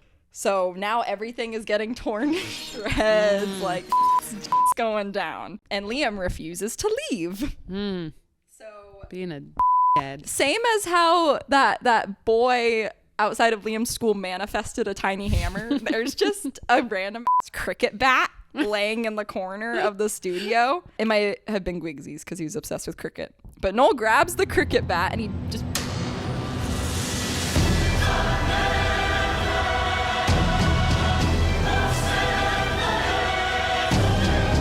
Jesus. That must have freaking hurt. Maybe probably not as much as the tiny hammer, but yeah, still. He doesn't need any more head damage. Yeah, seriously. So Noel goes. He's like, we gotta get out of here. He grabs Whitey. They like hop out a window. Like it's like GTA shit. Oh my god. They get in the car and he's like, floor it. Wow. Then Liam like appears in front of the car like freaking Slender Man or something, and he has a trash can, and he throws the trash can at the car. Oh my gosh. Jeez. The worst thing that could happen was they could have died. Well, yeah. But we know that they're not dead, so yay! The windshield's cracked. Oh my And they keep gosh. driving. Again, 2 weeks. That's how long Whitey's been in the band. 2 weeks. So Whitey's freaking out. He's like, oh my God, like the band is over. Like I just got this job. What the hell? There's no way we can recover from this. But then Noel is like, this is just a regular Tuesday. Get over it. In summary of this, Liam says that this is what happens when one person does not give a and the other one is trying to make Bohemian Rhapsody. Fair enough. I mean, Liam was being a certified a-hole. Yeah. Like, come on, man. That is pretty, like, I think, accurate. Like, yeah. Noel is serious about it and Liam is not. He doesn't get what else has to go into it. Yeah. He's like focused on his part. He's like, well, I'm done. Yes. And then he doesn't care about all the other things that have to go into it. Mm-hmm. But thank God the record was left unscathed. The cricket bat may have broke. The guitar. Oh God, I wonder which model Epiphone it was. And the windshield. Yeah. Jesus. And then the poor new drummer is just like, poor Alan. oh my God, like, This is like a horror. seriously. Their ability to just like be like, all right, let's just Shove sweep it under the rug is very impressive. I'm honestly a little shocked at the ability of this band to last as long as it did. Seriously, like it is shocking. Yes, like, because we've got 14 more years. oh my God. Not of content or lore, but yeah, crazy. list. I don't know. Yeah, probably hitting each other with random objects. Probably, yeah. Okay. I was also gonna say lasagna. We can put it in lasagna. Does this make you ill? It does. Okay, this is Well, going. it just like makes me like I can imagine being in that like room and Yeah. it makes my tummy hurt. Okay, let's put it in lasagna. Because like you said, it sounds like this was like a big blow up, like Fight. yeah, with physical repercussions. Totally. Damn, should we get lasagna after this? You know what? For some reason, this video is making me think about Italian food. Like, I don't know why. I've been thinking about it this whole time. Like, ooh, I want some noodles after this. Did it? All right. We have heard a lot about the Gallaghers fighting each other. Yes. So now it's time to hear about their fights with other people. Their feelings extend outside each other. Yes. They want to spread the hate. This is probably their biggest publicized one. Okay. So this is the Battle of Britpop. This is with Blur. What do you know about Blur?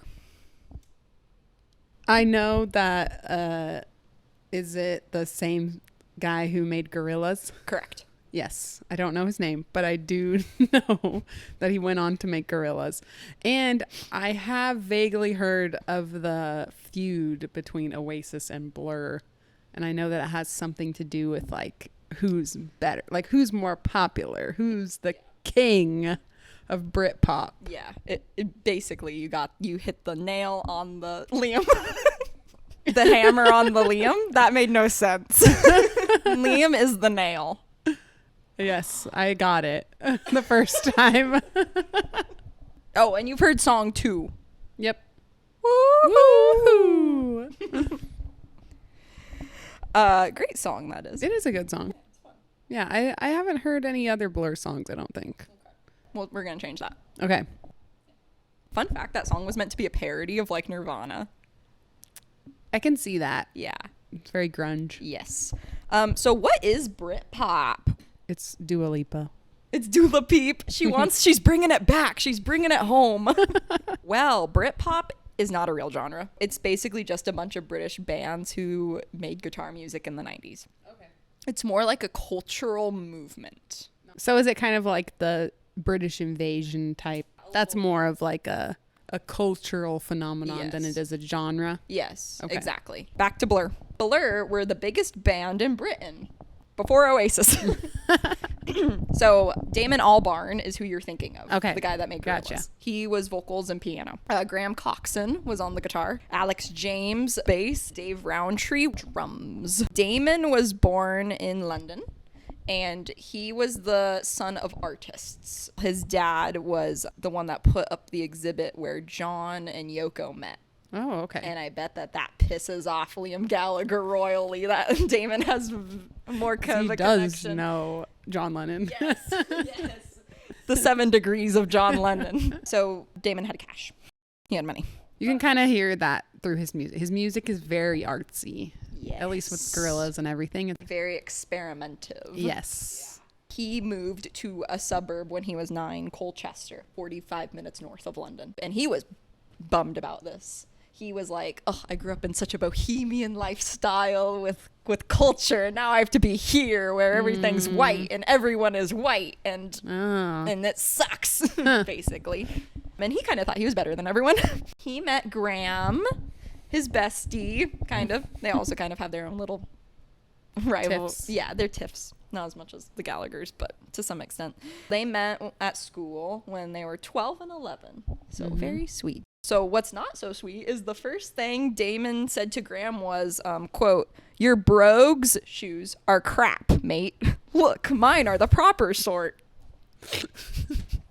Just like, what are those? Yeah, seriously. All in all, the band were generally put into like the middle class bracket. Yeah. Now, obviously, there's clear differences between them and Oasis that become a big point of this narrative because in the UK, I think wealth is a big point of status. Yeah. Obviously. I mean, they have more old money, generational wealth, all those estates. Yeah, like the whole thing with the royal family just creates that. So Oasis were like lads, so that meant like you described their sound as very simple. So lad culture is kind of simple. Yeah. You like football, you like drinking, you like hanging out with your mates. Liam was asked in an interview at some point, like, what's a lad? Well, I'm a lad. You know who's not? Blur. Oh. It's like, well, you're not wrong. A lot of Blur's songs were written in third person at the time, so they were not personal songs. Okay. Whereas Oasis, they use pronouns like I, you, me, we. And Blur was like he, she, they, them. So it was more about like the art Yes. of it. Yeah. It wasn't expressing those personal feelings necessarily. Yes. It was making art. Yeah.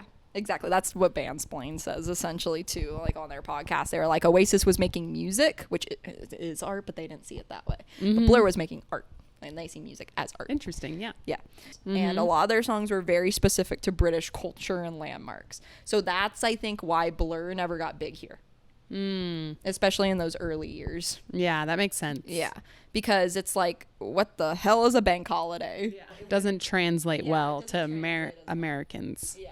So maybe that like is interesting because their music was more like art, about the art of it, whereas I feel like American like songwriters are very like personal, like, you know, I don't know, it's very like the US is very like individualistic and like about you and your journey, and so maybe they couldn't relate to their music as much. I don't know. Your truth. About Damon singing style, he sounds British when he sings, right? Yes. The thing is, though, is that when he talks, he doesn't really have a London accent. And here are another 5 British boys from Manchester. It's an exclusive. They're Oasis and they're wonderful. Yeah, he grew up there, but I don't know if he grew up like in the areas where they have Cockney accents. It's working class London, but he puts that on when he sings. So does it like rub some people the wrong way? Yeah, it does for sure. Okay. It's like Mockney is what it's called. Okay. Yeah. And people have been like, oh, you're putting that on to make you more relatable. Yeah. And it's People don't like that. no, but so it's so interesting though, because it's like Oasis, they really did have to like crawl their way out of the situations that they grew up in, right? Yeah. And now they're like, yeah, we want to be famous and we want money. That's me if I'm happy. Listen, I've got £87 million in the bank. I've got a Rolls Royce. I've got 3 stalkers. I'm about to go on the board at Manchester City. I'm part of the greatest band in the world. Am I happy with that? No, I'm not. I want more. You know, but it's like people that grow up with money are like, well, we want to feel like worse because it's more relatable. Yeah. It's like, well, you lose your relatability though when you get money, and that's kind of where Oasis. So the bands at first, they exchanged like friendly banter in public, cheeky bants, if you will. Okay. Noel said in a 1993 interview, so this was before Oasis blew up. Correction here. So Noel actually mentioned that he listens to Blur in a 1991 letter addressed to a fan of the Spiral Carpets when he was still a roadie. A year later, though, Oasis, like, they were being interviewed at this festival and they're sitting outside and they're talking about songs that they don't like. And Liam starts singing Girls and Boys by Blur. But then a song that comes along which goes, girls who like boys who dig girls who like boys who dig girls who like boys who love girls who like boys who dig girls who like boys who love girls who like boys, always need to love someone. No. If that appeals to the mentality of a human being, then that's sad. That's all I'm saying on the matter. You know what I mean? Girls who dig boys who love girls who love boys who dig girls who dig boys who... It's basically like if that appeals to the mentality of a person, then that's sad. Oh, geez. Yeah. It's like, where'd that come from? You know? So I feel like at the beginning, Oasis, I feel like they take their dislike of things very seriously to some degree. They were the ones that I think first outwardly said they didn't like Blur. Okay. Surprise, surprise. Am I right? So one of the first photographic pieces of evidence of Blur and Oasis together is at the 1995 Brat Awards. That was the NME Music Awards. So NME wanted Damon and Liam to take a picture together with their awards because they both won that night. And Liam refused to do that. So what ended up happening was Liam was just standing there. Graham came up real quick and just planted a smooch on Liam's cheek. And Liam obviously looks very happy about this. And he's holding up a middle finger statue. A few weeks later at the Brit Awards, which is like the Grammys, so this is like a big award show, Blur swept. They won 4 awards that night, which is that's still the most won by a band in a single evening. And they're still tied for second place with Adele and Harry Styles. Wow. Charlie has first place now. When they won Best Group Award, when they went up, Damon said, I think this should have been shared with Oasis. Yeah, much love and respect to them. Yeah, so that was like him kind of trying to extend the olive branch. Okay. I don't know what Oasis thought. It might have been like, I imagine that they're like, Yeah, maybe a little confused. Because when they won Best New Artist, they like, Liam has this iconic walk that he did and he like strolled up like he owned the place. He was like, I'm sure. and he's smoking. Very cool. Yeah. So yeah, I feel like they were like, we don't need your pity share. Like, what is this? Maybe, yeah. What is this? Overall, it was like kind of funny at first. It wasn't very serious. Okay. But they soon fell out over a rumored love triangle. Yeah. Drama. It involved Liam, Damon, and another person. A lady. Basically, this coupled with the media hype around them and their fan bases were also squabbling. Because it was kind of like, if you are working class, then you're a fan of Oasis. If you are middle class, you'll like Blur. I don't know if it was that divided in real life, but this is basically the picture that the media painted. So this whole thing is very driven by that. Class divide. Yeah. After this, they started becoming like bitter. They're throwing shade left and right. Oh, the shade of it all. Damon called Oasis like Oasis quo at one point, like status quo, because he thought their music was unoriginal. And Liam said that he didn't think Blur were important for the 90s. Ooh. It's so funny. Like, they talked about the 90s as if it was some far off decade at that point. I'm like, it is the 90s. Like, you said that in 1995. Well, I guess we do say in 2025. Yeah. Well, he's like already thinking about the legacy of it. Yeah, exactly. And then Liam at one point said that Damon was unattractive. What, like Damon? Yeah. He's not good looking. And I'm good looking. I'm good looking.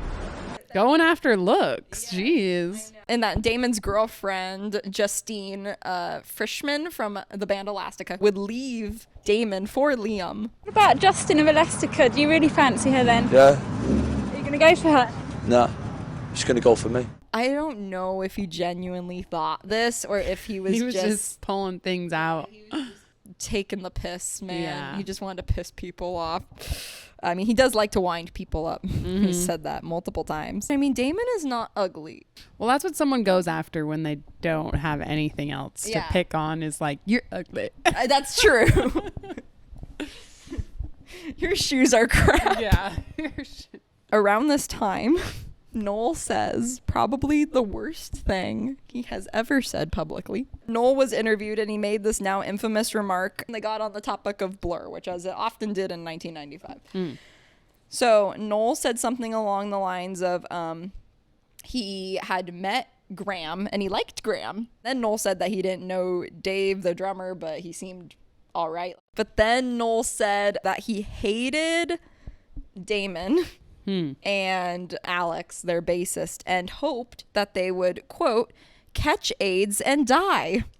Holy shit. Damn. So that's bad. That's bad. Yeah. It's just like, why would you say that? Especially like, you're being interviewed. Yes. Like, yes. Well, he claims that he told the interviewer to not publish that. The interviewer said she was interviewed on Bandsplain, but she said she never got any word from it. And she didn't really think of anything about that comment at the time because people were saying crazy shit all the time back then. Yeah. So it's... of course they're going to publish that. Yeah, that's exactly. juicy. Yeah. It's hot goss. Yeah. And then afterwards, Noel came out and was like, sorry, I shouldn't have said that. And I told them not to publish it and all that kind of stuff. So yeah, sure. he did say he was sorry. And then to blame the interviewer, it's like, how sorry are you? Yeah. Yeah, it would be interesting to know if the people that were interviewing them didn't bring up Blur, like make it a part of the conversation. Would they have brought it up themselves? Like, would they have been like saying these things publicly, or would they just not bring it up? To this day, I will say Liam still brings up Damon Albarn, even when not asked. He is not asked. And like in a Vogue interview, he was doing the 70 questions thing. And it was like, who's your guilty pleasure?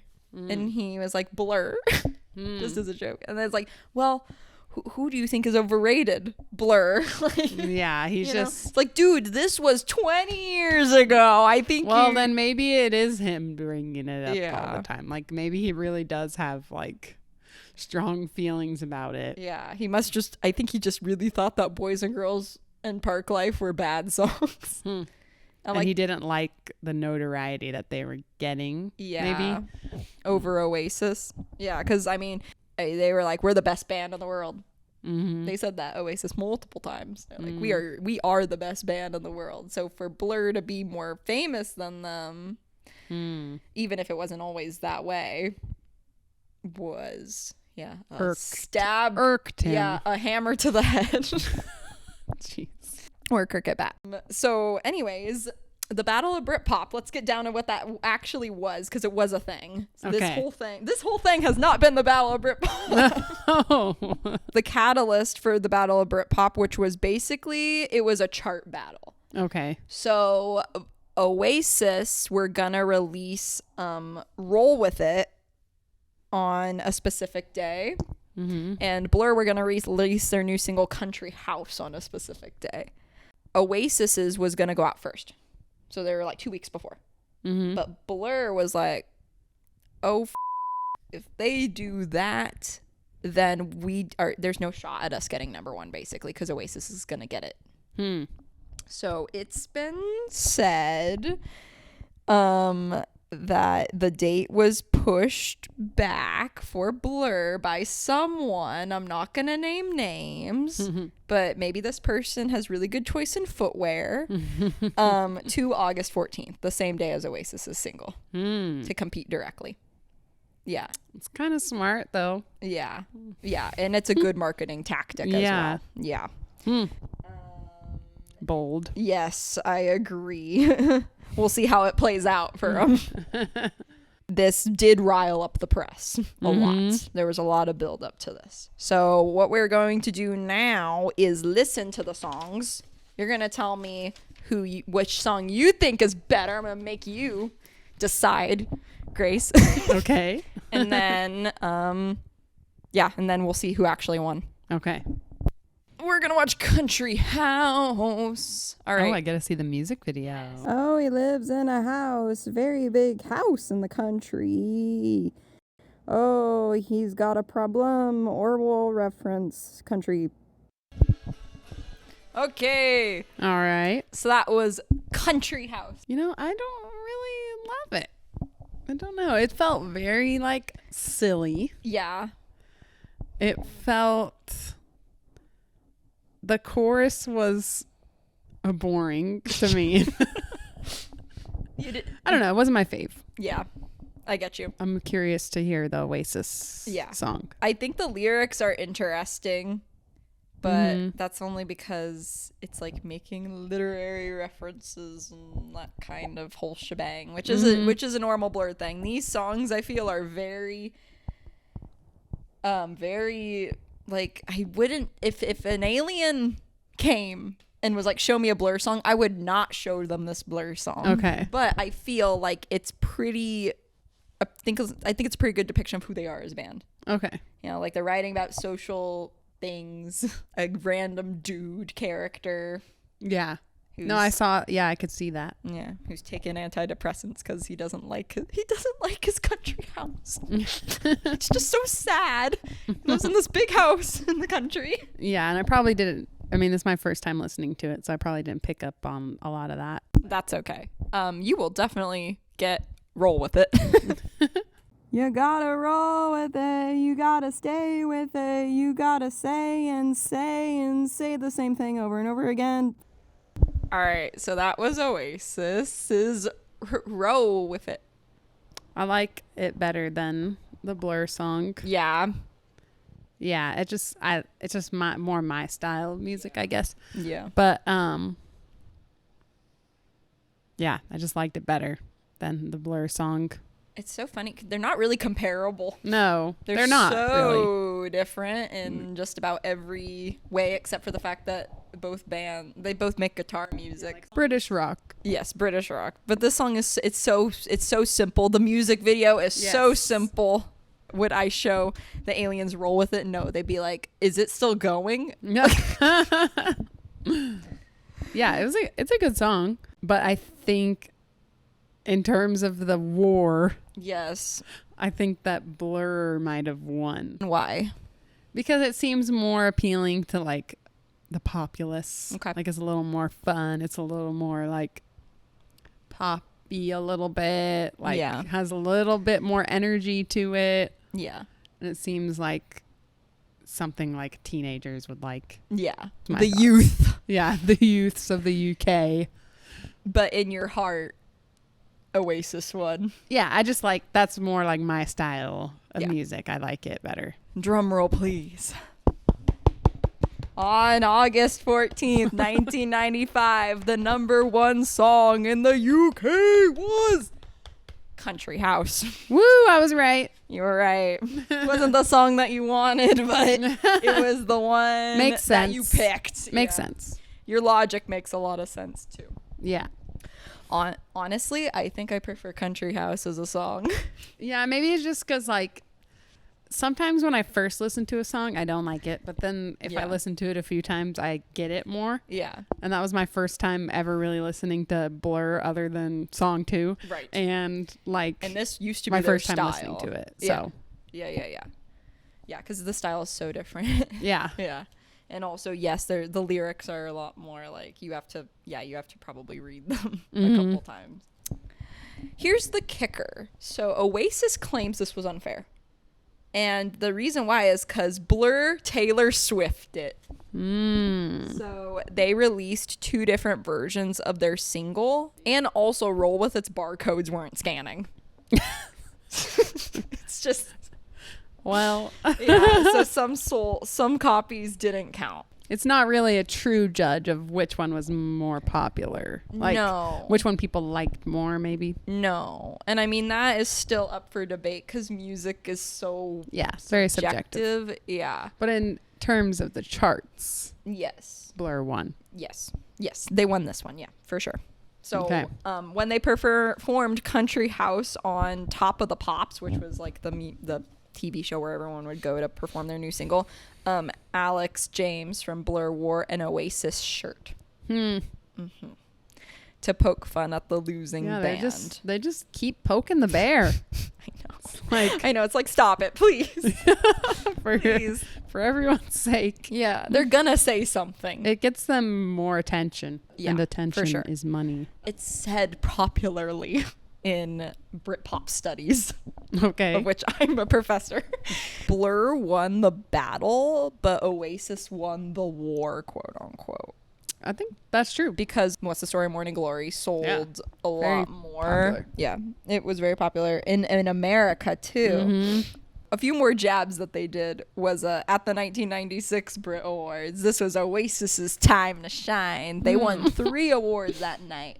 And when they won Best Album for What's the Story, Morning Glory, Liam and Noel sang a part of Park Life, which is a Blur song. But they're so clever.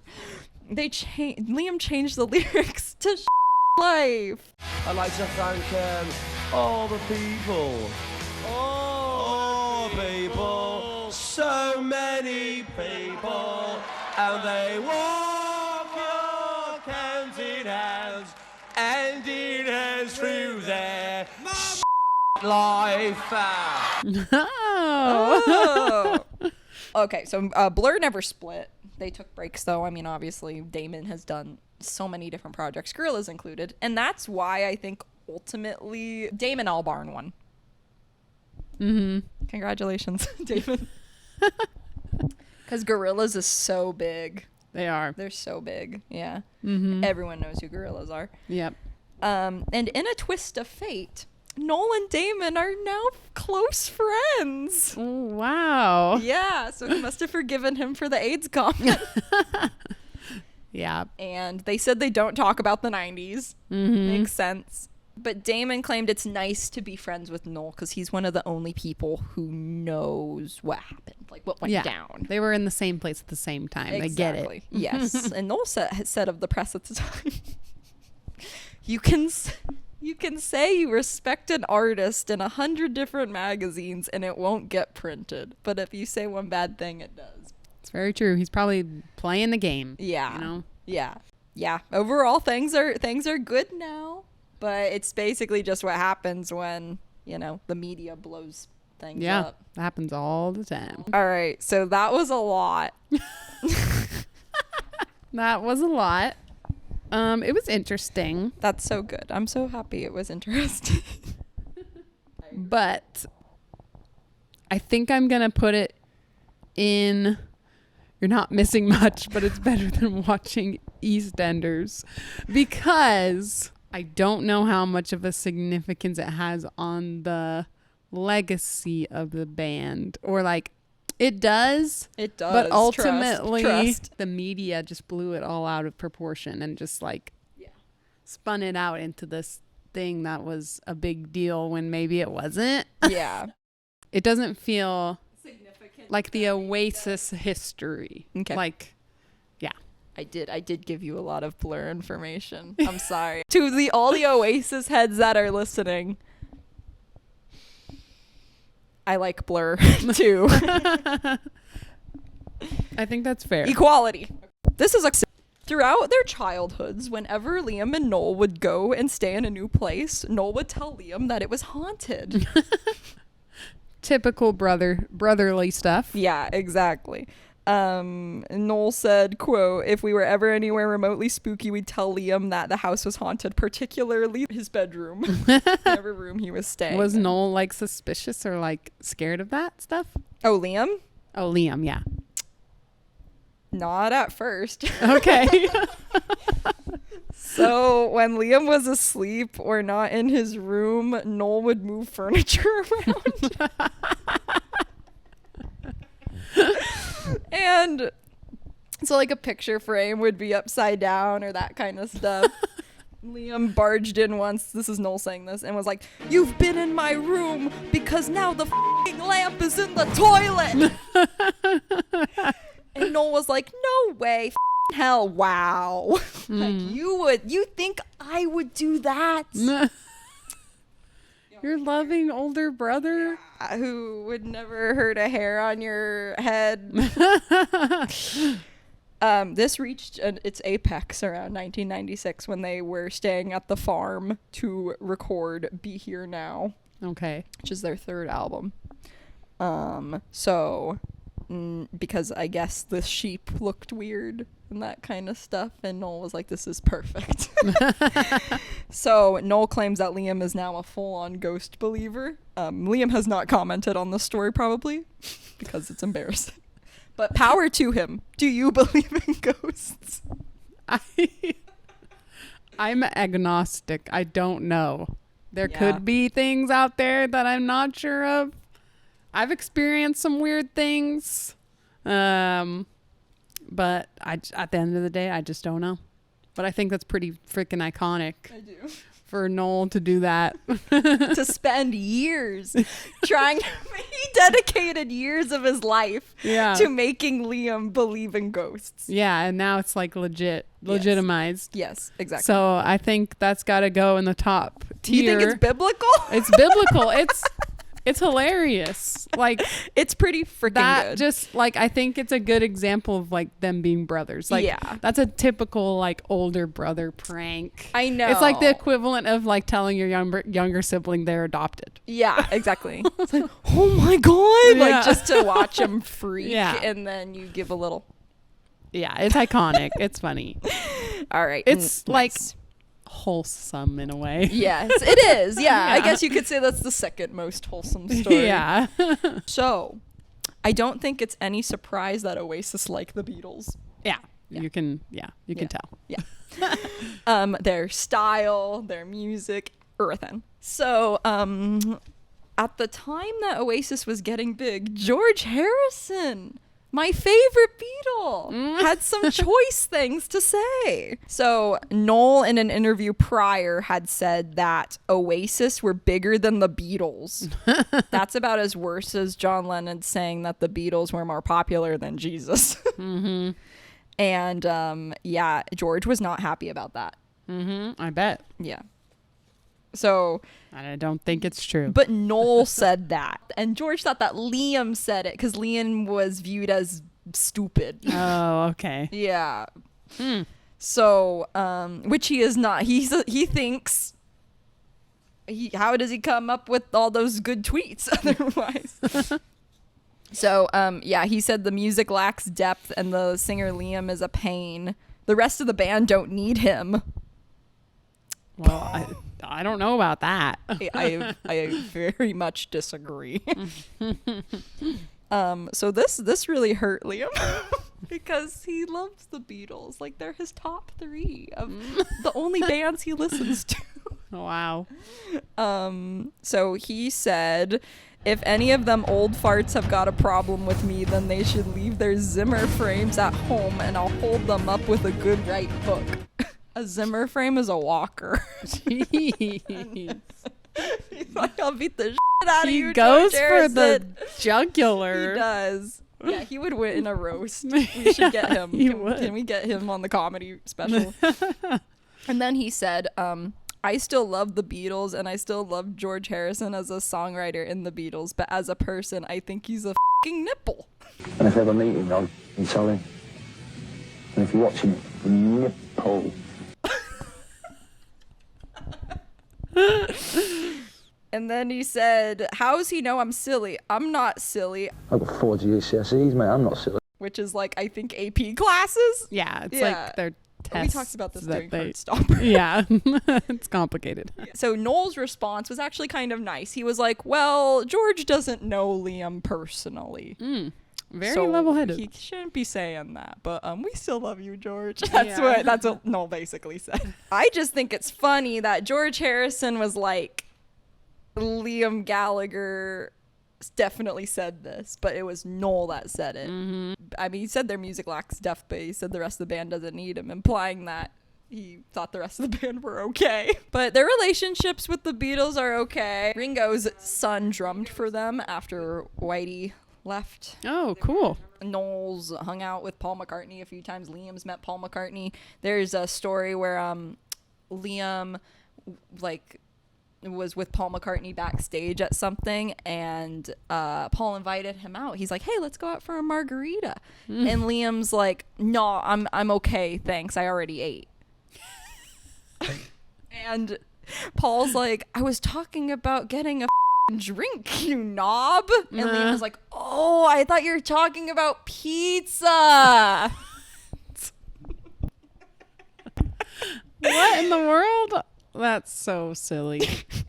He's got 4 GCSEs, mate. He is not silly. But in the same breath, he called George Harrison a nipple. And then he goes on to say that he's not silly.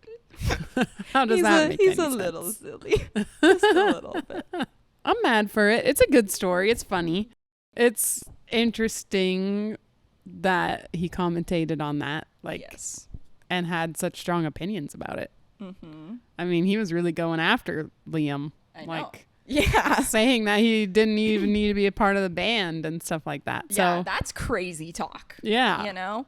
Because there are, you know, I think there are some people that are under the impression of like, oh, this brother's better because blah, blah, and this brother's better because blah, blah.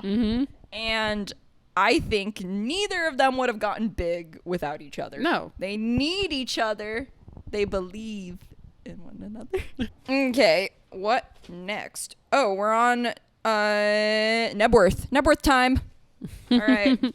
Oasis have just had the most 2 explosive years of their lives. So I think they'd only signed off the dole unemployment like 2 years before this concert. Because this is 1996 now. We're in 1996. Okay. So they've gone from like unemployment to the biggest band in the world for at least 6 weeks Wow. in 2 years. Damn, I didn't realize that was the timeline. Yeah. That's crazy. Yeah, it's supersonic, if you will. I think they truly went harder and faster than even themselves expected. Like, their mindset is it's kind of commendable. It's like they wanted to be the biggest band in the world, freaking did it. Manifested. Yeah, they manifested that. It's not like, you know, Mark Hoppus was like, I wanted Blink to headline Soma, you know, like headline your hometown show. I Yeah. wanted to headline Fiesta del Sol. I didn't headline, but I played there. But yeah, they had big ambitions and they did it. Nice. Yeah. So Knebworth was a part of these 6 big weeks where Noel says that they're the biggest band in the world. So on August 10th and 11th, 1996, Oasis played 2 sold-out shows at Knebworth House. So this is like a big estate. Okay. That's a bit north of London. Over 2.5 million people applied for tickets. Jeez. So that was about 5% of the UK population at the time applied for Whoa. Oasis tickets. Yeah. Crazy. Yeah. But only a lucky 2,000... Let me read the number. 250,000. 250,000 got tickets. So shows that's 125,000 people per night. Got lucky. And tickets sold out in minutes. That's crazy. Liam says based on how many people applied, they should still be playing there right now. Yeah. Like, make it a residency. It remains the largest demand for a double night of shows in British history. Wow. And last year, 15 million people queued for their UK and Ireland dates. Holy crap. Yeah. So gagged and gooped that we managed to get tickets to that show. So on top of that, they had a guest list. 7,000 people were on that guest list. 7,000 people. They invited as their guests to be on that list. Wow. So they must have invited like everyone they knew, like their neighborhood postman was in the pit. Yeah. Under the tent. The whole 2 days were like a festival setup, so they had 7 openers.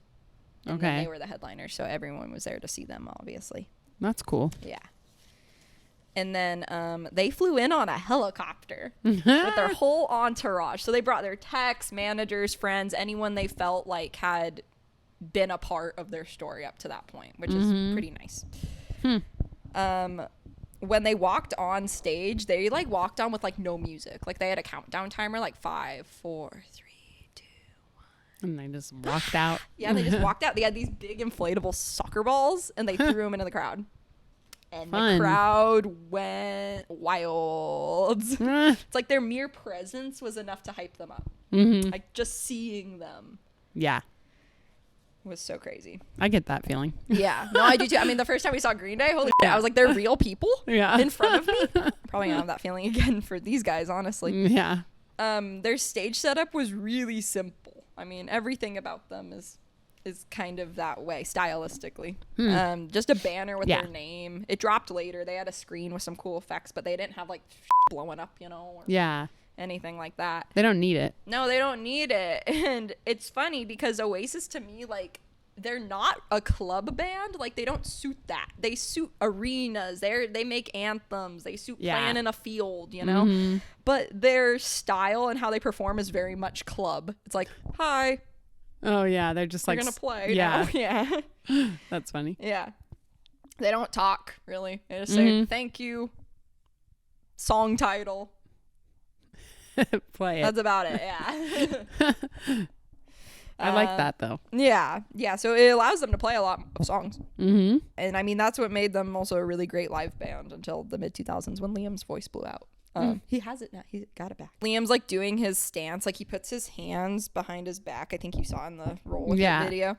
And he puts his head up towards the mic. This is bad for his diaphragm, but it looks cool.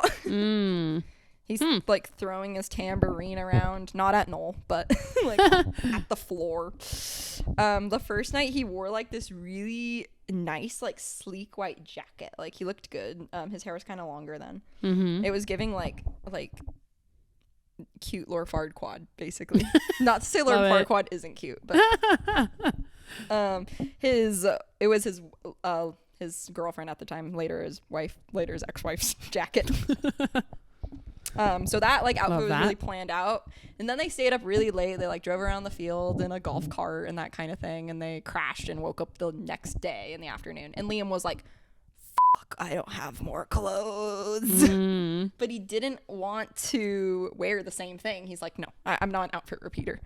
So he just borrows Patsy's like sweater and he wears that, and it's like, oh, that outfit's not as impressive, but whatever, doesn't matter, you gotta roll with it. And then at the end of night 2, John Squire from the Stone Roses came out and played guitar on Champagne Supernova.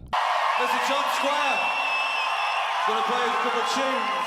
Give it up for the John. Show your respects. Hey! John's United fan. Do you want to give him a big boo while he's on here? Big boo for the I fan. Oh, cool. And that was a moment because that was like their idol with them. Yeah. Like they had all been inspired to make music because of the Stone Roses. I mean, they're a Manchester band. Yeah. It was like they'd made it. Like, this is it, guys. Yeah. Kind of emotional.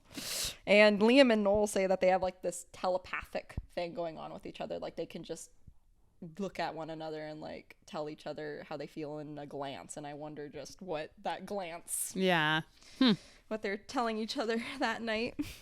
You know, this could feel like the beginning of Oasis. Like, oh my God, like look at them. They made it, and now what's next? But it's also kind of like they've peaked now. And, you know, peaking gets a bad connotation because it's like, well, I've done it, pack it in. And Bonehead was like, yeah, we should have done that. Bonehead thinks they should have quit and left the stage forever. But I mean, Noel said it did feel like the ending of something rather than the beginning of something. Oh, okay. Yeah. But he said it didn't really matter because they still wanted to make music. People were so touched by the music that they made, you know? Yeah. And I think they were probably on so many drugs that they didn't even know what they were doing. But yeah, and then Liam was like, just because you can't get any bigger doesn't mean you can't keep doing it. Just because you kiss the sky, give it a love bite. Like, savor it, you know? So, yeah, those 2 to 3 years basically had the biggest impact of their entire career. And they made music for 18 years. Wow. Yeah. That's insanity. Yeah. I know. But yeah, that was Knebworth, all right. All right. Yeah. I think I'm gonna rank it as biblical just because of how like iconic that is to like perform that and accomplish that. That's pretty amazing. It is. And in only 2 years, that's crazy. It is. It's so crazy. That's part of, I think, what makes Oasis so magical in a way, is it's like they got big in like these very specific like circumstances. Like I think the time period definitely set that up for them a little bit. Like people wanted authenticity and they gave that, you know? That's why a lot of people like the Gallaghers so much, because they're unhinged, but they're authentic. Yeah. Everyone loves that. Yeah, exactly. Oh, let's look at some fashion. Okay. So we're gonna give these looks a toot or a boot. Okay. Hi there. So this is actually a different day. Because I realized that I truly don't think I showcased like their most iconic of fits. So I'm forcing Grace to look at a few more pictures. Yep, here I am again. Welcome back. Okay, so here's the first picture. All right, so this is the first fit. This is Liam at Glasgow in 1994. That's the first year that they played it. Okay, it's kind of, for some reason, reminding me of like Alex Turner, like with the sunglasses. Yeah. Very much so. Yeah. I like the sweater shirt combo. Seems very in right now. Like I see a lot of girls wearing that kind of thing. But I forget what the girlies love Liam. Yeah. I forget what we were rating it as. Oh, it's a toot or boot. Oh, it's definitely a toot. I love it. I would wear it. He also has this little star tambo. Oh, yeah. I love the It really star. completes the fit. Yeah. I'm gonna shoot this one. This is like my favorite look Liam has probably ever worn. It's so classic. Is it the same outfit, just different glasses? No, those are the same glasses, are they not? Did he change glasses just to take that picture? They are. He changed glasses just to take that picture. No, yeah. It's a great outfit. Yeah. Classic, cool guy, not trying too hard. I want to drink your Love Stella Artois in a can. Alex Turner. Yeah, I mean, that picture is a great picture. Yeah. Shoot! Okay. Yeah. All right. He looks dumb in that picture. This is Main Road, so he had the Union Jack guitar. Oh yeah. I love the color combination. It's great. I toot it. It's awesome. He did another color combination, like very similar the next night. Oh yeah. I love it. He's got the green. I love matching the guitar. That's awesome. And the guitar is sick. I agree too. Yeah. Yeah. Toot it. All right. And then this is Liam at Knebworth. That's the iconic white jacket I was telling you about. The John Lennon glasses. He really looks like John Lennon in these pictures. Yeah. I get what he's going for. It is very, like, sophisticated, nice, simple. But it kind of also looks like a straitjacket, which maybe is fitting. With his hands behind his back. Yeah. I don't love it. It's not my favorite. But I boot it. I don't really like it. Whoa. Is that controversial? Take him to the loony bin. Pronto. Are those the pants on the bottom? Like, is that the pants or the jacket? Like, is the down belt here? Is the belt tied around his waist? His waist of the jacket, and the jacket is He's just long. wearing like black pants. I'm gonna toot it. I like it. But this is what he wore the next night because he didn't plan for that. See, I like that better. You like the sweater more? I mean, yeah. I think he's wearing the same pants because he didn't have any. It's giving very, like, New England grandma, like, it's a nice sweater. Yeah, it's very nice. I toot it with his iced cough, or is that a beer? Probably. I think it's a kind of like an iced coffee. It does. I think it's probably a stout, like a Guinness. Yeah. He's the original hipster. Yeah, I see a lot of like I see a lot of similarities between like things I see on Pinterest now that the girlies are wearing. Yeah, like oversized sweaters. Yeah, oversized sweaters. Like that white jacket was very like Pinteresty. Yeah. I don't know. But yeah, I like it. Yeah. All right. Yeah, I think the glasses really complement it. Yes, it's giving Hailey Bieber. Yeah, and if he didn't have the swagger, I don't know how I'd feel about it. But yeah, I'll toot it. Toot the sweater. I mean, it's very, like, all of those outfits were very, like, simple, but that's kind of what makes them great. Yeah, simple but good. Yeah. Clean. Yeah. If you will. All right. That's a very big thing. So this is both of them. Rocking the parka. Yeah, it's giving Antarctica. Like, it is giving polar expedition. Are freezing. They are stranded. The buttons on, is that Liam? Yeah. Liam's coat are a little strange. Like, they're very spaced out. Yeah. It's kind of weird. Yeah. I don't like the collar. Yeah, on I'm those. gonna boot it. It's It's not their best parka look. No, it's not. The parkas aren't giving. Like, they're not giving parka. No, they're kind of strange. Yeah. Yeah. Their composition. Yeah. Oh. Yeah. Boot. All right. This is V96 Summer Festival before Noel fixed his teeth. Ooh, yes. Love it. I love the purple glasses with the purple shirt. I do too. It's very, like, happy looking. He looks very happy. Yeah, for once. And yeah, I love it. It's a toot for me. I'm a shoot it into the atmosphere. This is actually the basis of the look I'm going for when we see them. Oh, cool. Purple on purple on purple. I like purple. Yeah.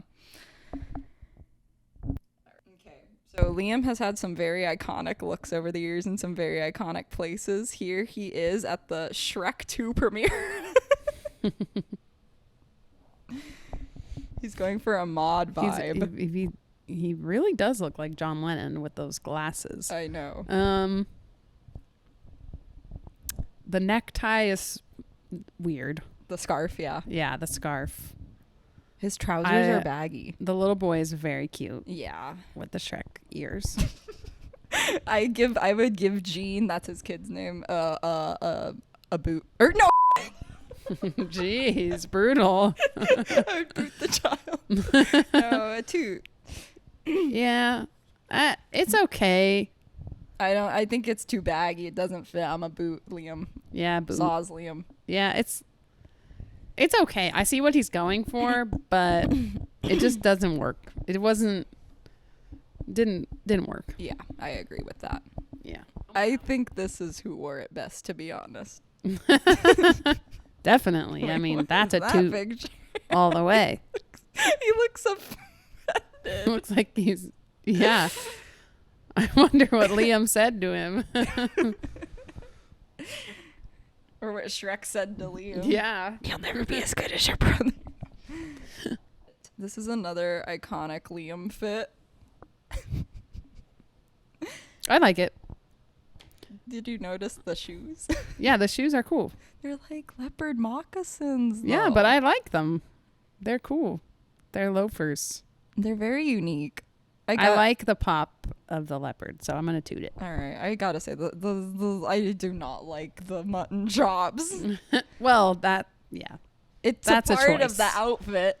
I guess. I'm going to boot this fit. Rest in peace. Yeah, agree to disagree. Yeah. I like it. I think that's it. That's all the fashion Okay. I wanted to show you. But what you'll be seeing a lot this summer is hats. Bucket hats. Okay. Sunglasses and parkas. All at the same time, perhaps. That's basically the Oasis fan uniform. Okay. Yeah. Intermission. I thought we were going to win nothing, you know what I mean? Just say, you never know these days, you know, I come because, you know, you get invited, you know what I mean? And, you know. Is it particularly nice to win? And if I wouldn't have won anything, I'd smash the gaff up. End of intermission. Okay, so this is the fight that ended it all. Okay. This is 2009. Okay. So Oasis have just released their 7th album, Dig Out Your Soul, the year prior. Bandsplain pointed out on their podcast that this is clearly a final record. They have song titles such as Waiting for the Rapture, I'm Out of Time, Falling Down, and Ain't Got Nothing. Oh my God. Very telling. They were on their last leg. Okay. Oasis's last performance was on August 27th, 2009 at the V Festival in Stratfordshire, England. Okay. So the V Festival has 2 setups. It's kind of like Reading and Leeds. So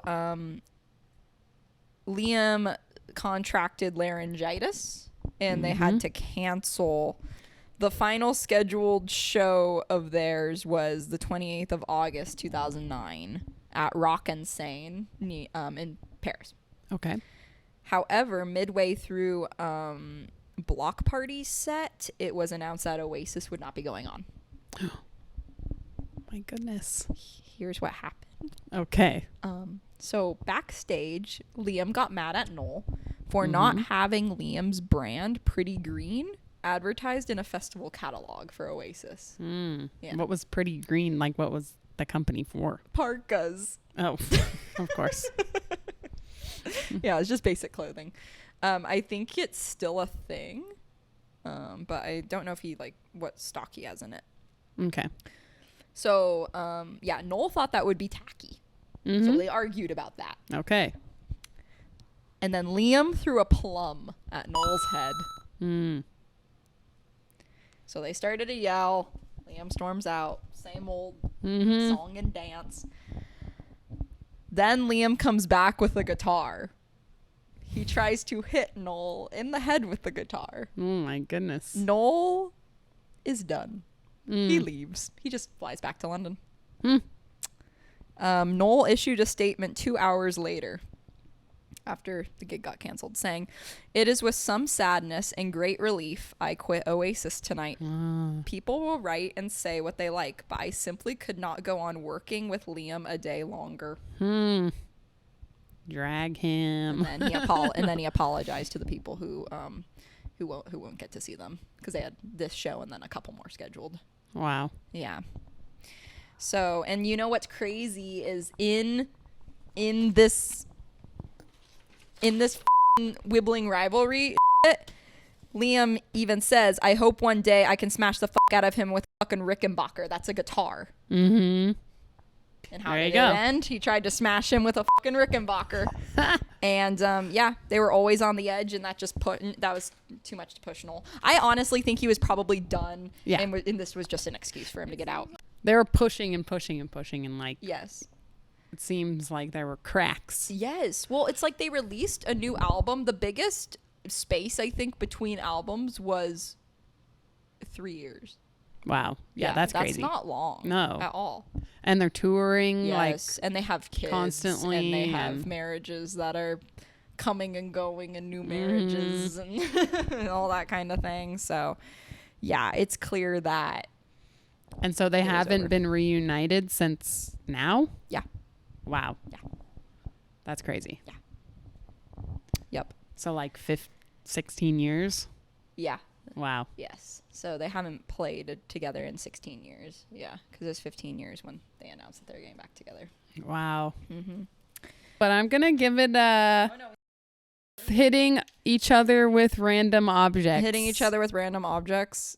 Because they threw various things at each other's heads. They threw the plum at him. Yeah. Yeah. That plum is bad. Yes. Bad plum. So what happened in between then in those 15 years? Noel enjoyed a successful solo career. Noel Gallagher's High Flying Birds. He has good tunes.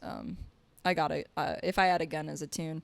The leftover members formed BDI. That went belly up, I think, when Liam went through his second divorce.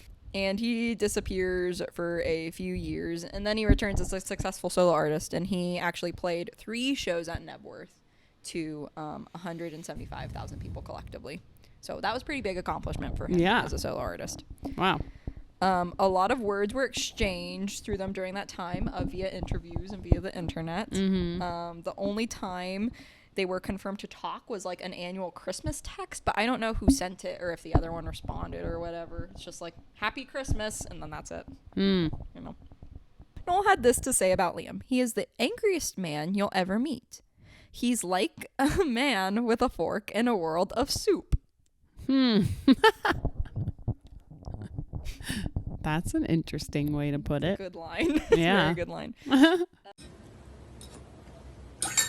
I want to thank all my brothers and sisters for buying tickets for the tour. I really appreciate it. You've made a very so-called angry man very, very happy.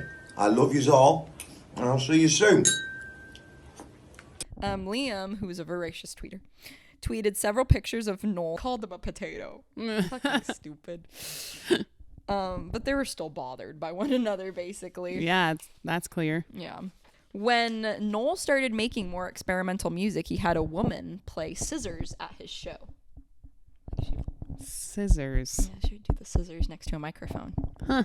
When Liam played music with John Squire last year, I feel like an audience member in dedication to the scissor lady came with a potato peeler and was peeling a potato in the audience. Also a dig at the potato tweet. Yeah. It's multi-layered. Yes. Weird. He peeled away his little heart out. So, Liam never wanted Oasis to break up. He's not the one that left. So he's always wanted a reunion. He's been like, Noel can't handle the rock and roll. That's why he left. I think there might have been a few other reasons, but okay. And Noel said he would only reunite for £100 million. Okay. So it's about the money, I guess. Yeah, it's all about the money. We don't need your money. It's all about the money. We don't need your money. I think he'll be getting that much, but he is agreeing to it.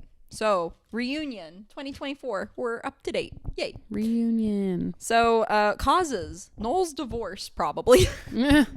He divorced his second wife. They were together like a long ass time, though. Yeah. So, sad. Sad. Their kids may have had something to do with it, like because they're close with their cousins, and it's like just come on, guys, heal the wounds. Yeah. So, anyways, they will be performing from the 4th of July to the 23rd of November, and they will have 41 shows across all the continents except for Antarctica. Which is a shame because those parkas would really come in handy. Yeah. So what can you expect at their shows? So you can expect men in bucket hats, men crying. Okay. Me probably doing both of those things too. Jumping up and down, pushing, and suspicious liquid being thrown. Okay. Yes, I have heard about this. Yes. And I'm going to rank the reunion biblical. biblical. Yeah, you don't get a say. It's biblical. Reunited and it feels so good. So great show. Thoughts? Overall, Yeah. I think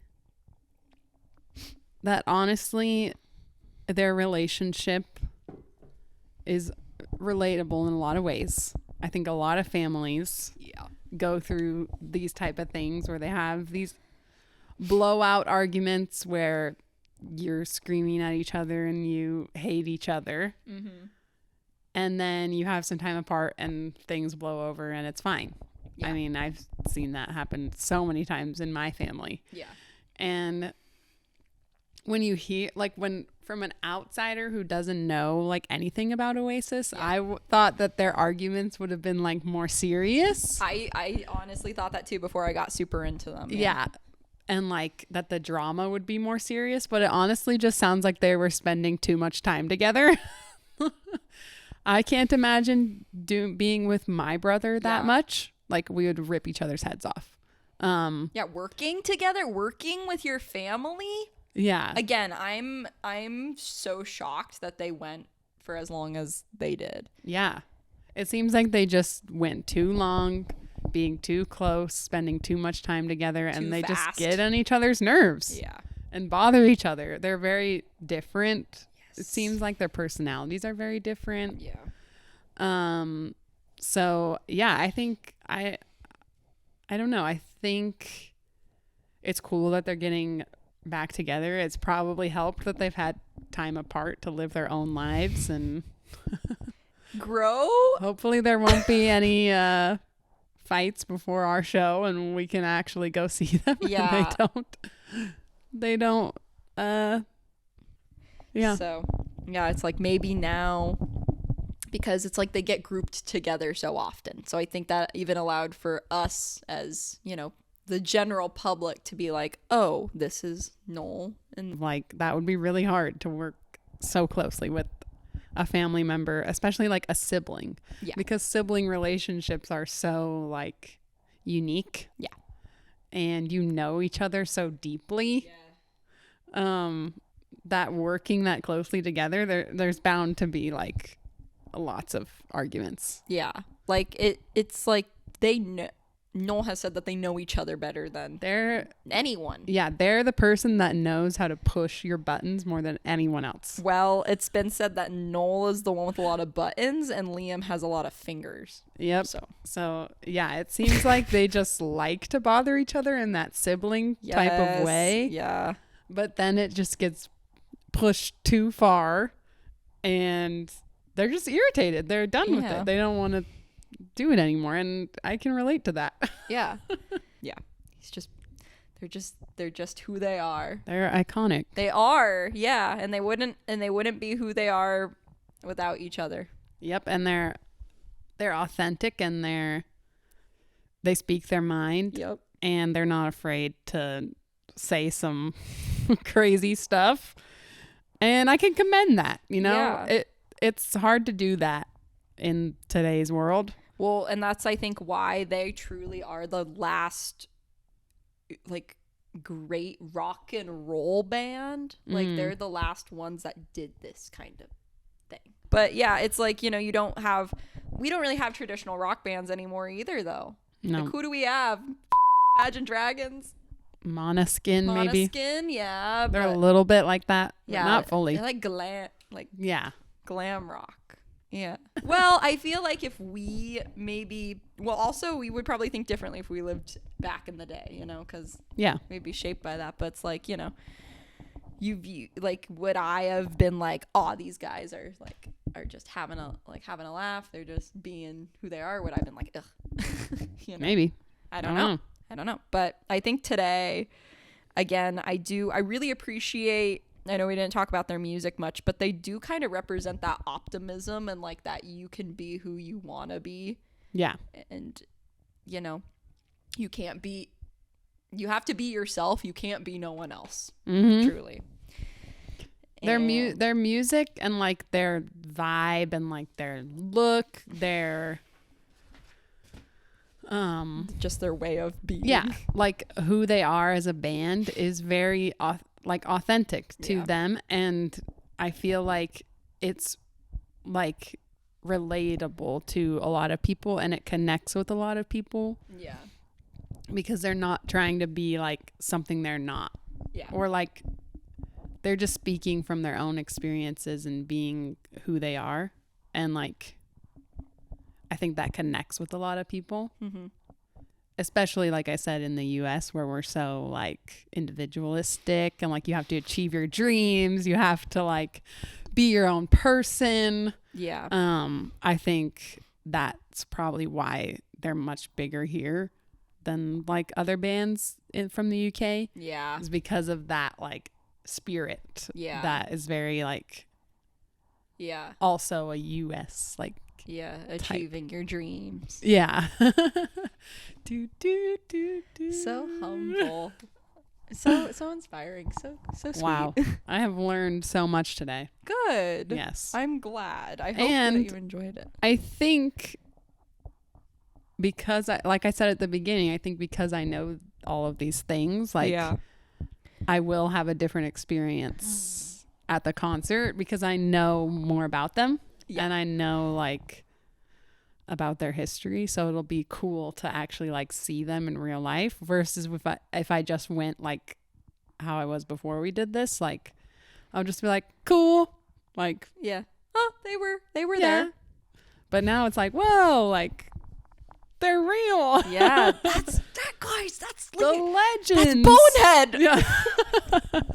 So thank you for sharing all of your knowledge with me. You're welcome. Your vast depths of knowledge. You're welcome. I hope that I'm glad that to hear that you're now mad for it. I'm mad for it. Officially. Mad for it, mate. We've converted her. I can't do the northerner accent, but I can. Who can? You can? Liam. Yeah. All right. Thank you for watching this. I hope that you two learned a thing. And stick around because I'll be uploading stuff for when we actually go see Oasis. Yay. Oh my God. Vlog. Goodbye. Peace.